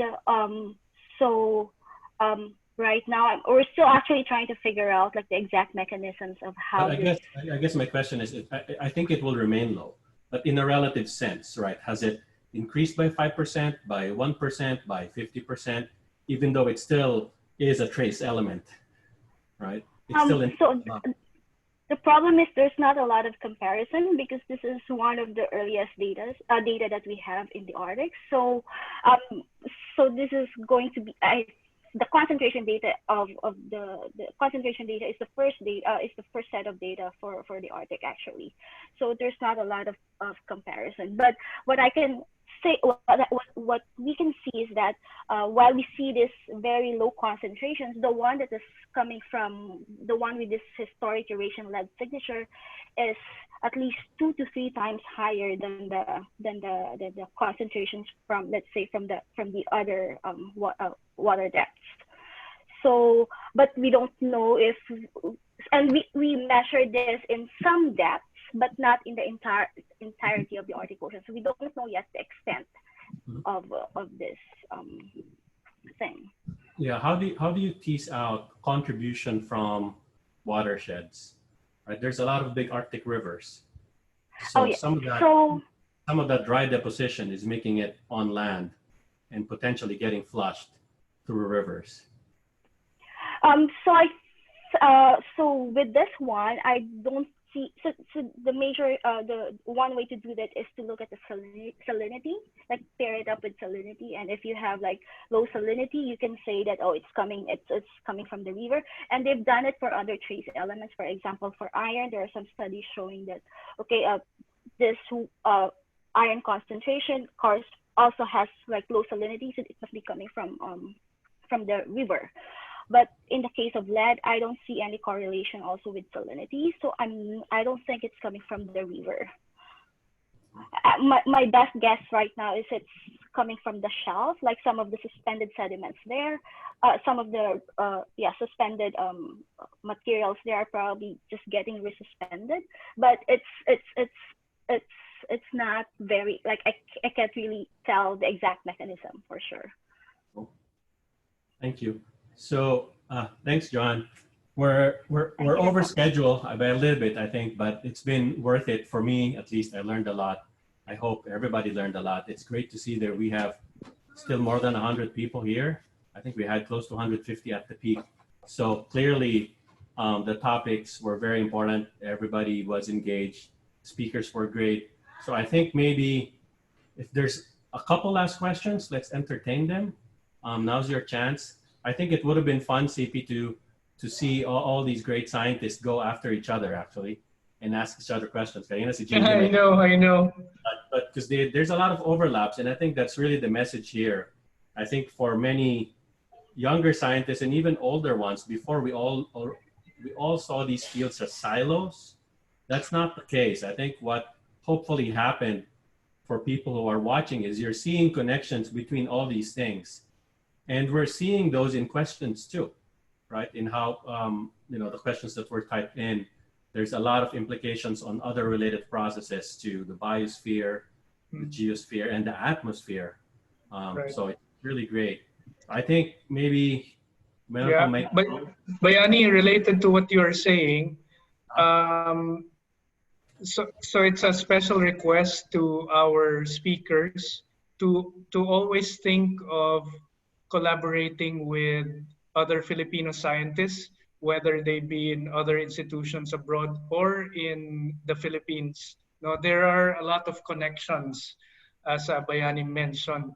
No, and this is the only way that we can grow our network. If you progress with your career in your current institutions, perfect. No, if we find you guys back here in the Philippines, that's also perfect. And what Bayani was saying is that we should start looking at those connections and collaborate. Any more questions? Ang last request ko ay, yes, Ma'am Giselle, you wanted to? So I just got this great realization that these parallel sessions are a way for us to interact among ourselves. And while you may not be ready to come home for good, and then you say, why will I be in the Philippines when we don't have the instruments and the facilities and all other opportunities here? And that's a valid concern, but it doesn't mean that you cannot contribute and connect with us. And the interactions and discussions, the scientific quality of this meeting is top-notch. It's so nice to see so many young Filipinos, males and females, doing top-notch work in leading centers in the world. So at the very least, CP and Bayani, can you please keep this group intact and invite or nominate many of them to the PAASE, because it's really a virtual group that we have in PAASE, and it's really a source of seeds for collaboration. And so we would like to have many more members in the research expertise cluster on geology. So PAASE is now about 400 members, and right now it's not yet formally organized. It doesn't have this structure of divisions or groupings, but we're doing it informally or in a flexible way. So our parallel session hosts are the de facto first group leaders. I hope you'll accept that, CP and Bayani. And then, well, there's another geology session that Alisa and I are co-hosting, but that's really Alisa. And Rene Solidum will be a speaker, okay? And then other faculty in MIGS. So I hope that you guys can keep this group together. And in PAASE, within PAASE, you can accomplish so much, I think, in terms of collaborations and real contributions to our country. So thank you for this, CP and Bayani and everyone. Thanks, Ma'am Giselle. When is the next geology session with Alisa? if Alisa is still here, let me check now. It's you know, we just kind of posted or got all the materials ready. July 31. July 31. 31, yes. July 31. Okay. We'll put So, that in our calendar. Remember, I wanted you to have separate sessions, Bayani and CP, and then you said you'd combine. Yeah. And then I said, wow, it's a pity if you don't make use of that session that day, the third session. So Alisa and I came up with another one. No, but Ma'am Giselle, even beyond the PAASE conference, I think Bayani and I will organize another one. Because I mentioned earlier to the group that when Bayani and I were looking for speakers and we wanted all these young researchers in the cutting edge topics of geology, you know, doing those research, we actually found like 24 of them. That's amazing. So kaya pang mag-organize ng 1 or 2 more. There's nothing to stop you from doing it. It doesn't have to be PAASE, but if you were in the PAASE group, you know, it would be the activity of your cluster. Then you'd announce it anytime, between any time of the year, any month, but you'd announce it to all of us. And there are enough of us outside your field who are interested in what you're doing. Seriously. So I couldn't tell you a lot more about what we're doing or what we were doing in my group. I'm now retired, you know, that's CP. But I'm still, you know, involved in the... Parang gusto ko na nga rin mag-retire kasi the next generation, they're here already. Oo nga. So it's really feeling. Huh? Eh. Okay. Yeah, the continuity. I saw Jun Yumol here. I saw, you know, so many people. So you just have to ensure the continuity of your research through the young ones. I think we're in good hands naman. So We're we have in good that hands. critical number. If you can't yet come back, I mean, it's understandable. On the other hand, you know, I'm in touch with Sec Boy and I also, you know, Dev, and they're always looking for DOST Balik scientists. And UP had this program, which I set up. And then some of you, a fraction of you may be ready to come home at some point. Who knows? And I always say, you're the guys, you're the gals who will determine which infrastructure, which facilities, which instruments are best in your institute or in the whole UP system. See, it's not okay. It's like an open invitation to you guys. But I know JD is... Yeah. So I think Alisa being here and being an AVP, you know, in Quezon Hall, she can communicate this to the VP, Sinch Bautista, and to the president that, you know, they should revive the UP Balik Ph.D. faculty program. Come home to UP for good. For good is meaning. Do good and also for good. But if you can't come home, it's fine. There's so many ways, different ways for you to help us. Agree. Yes. Some of you have to remain there kasi nandun yung cutting edge, yung top notch. Nandun yung instrumentation, nandun yung mga cruises, di ba? So, ganun lang. We just give it our best effort. So, thank you very much again, everyone. And I think, Ma'am Giselle, that's a good closing statement for our session. Bayani, if you want to add anything else, let's just do it again. Yeah, we should do with another set of speakers. I think I'm really floored by the amazing science, and we're only seeing a fraction of it. I know. And there's more to come from these great young scientists. They're only getting started. So, yeah. Hopefully, and parang they're getting younger and younger. Tumatanda ka lang, CP. Pero ako naniniwala ko talaga na hindi na sufficient ang PhD. You really need several years of postdoc. Okay? Because when you finish your postdoctoral fellowship, means you're an independent researcher. You can write a grant, you can, you know, manage some people. So, you know, don't be in a hurry. Just do your postdocs. Isisingit ko na rin, Bayani and Giselle. Of course, NIGS hasn't produced a PhD, in a long time. Yeah. And it's been our parang goal at the back of our mind, no? Pero laging naglalaban yung, ang laki nung experience part then of going out and doing your PhD or postdoc outside. So maybe there's a hybrid solution wherein we have this network of of Filipino scientists abroad, and then they do their PhD in NIGS, but they go from one lab to the next in the Filipino scientists that we have in our network. Something like a sandwich So, program. you know, I have to tell you again. So I bring back to the group all the programs that I established in OVPAA. And there is a cooperate program where our PhD and master students are given support by the UP, at least during our time, 2 years to spend time in the collaborators. It's perfect for the PAASE. So for the PAASE members based abroad. Sige, we'll explore that. All Yeah. that, no? And then your Yeah. TATF. See, that's also support.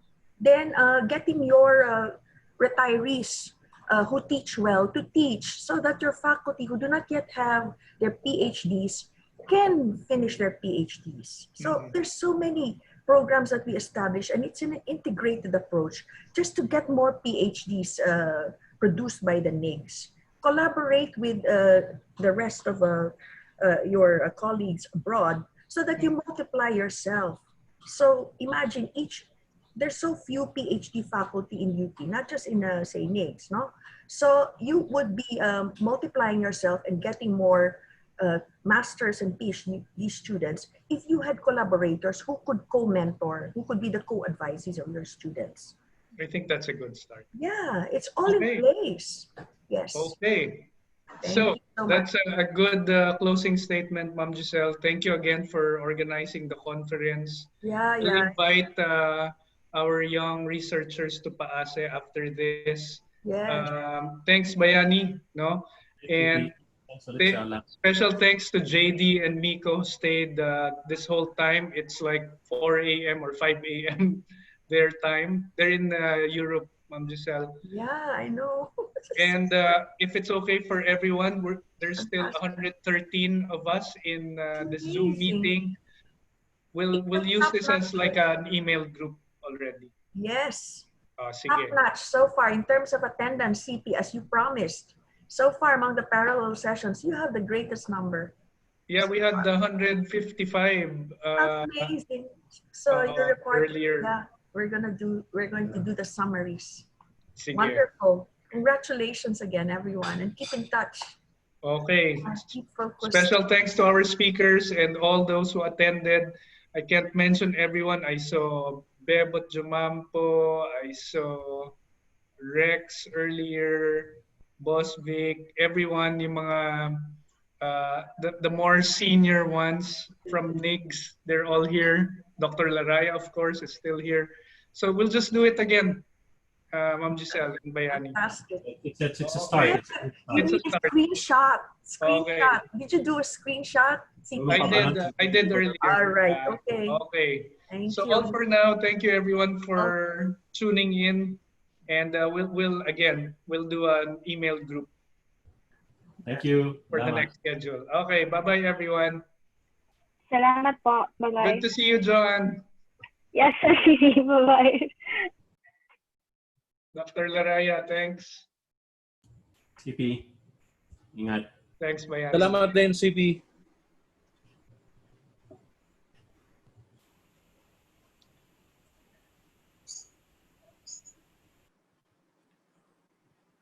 Tulog na, Miko. JD, tulog ka na.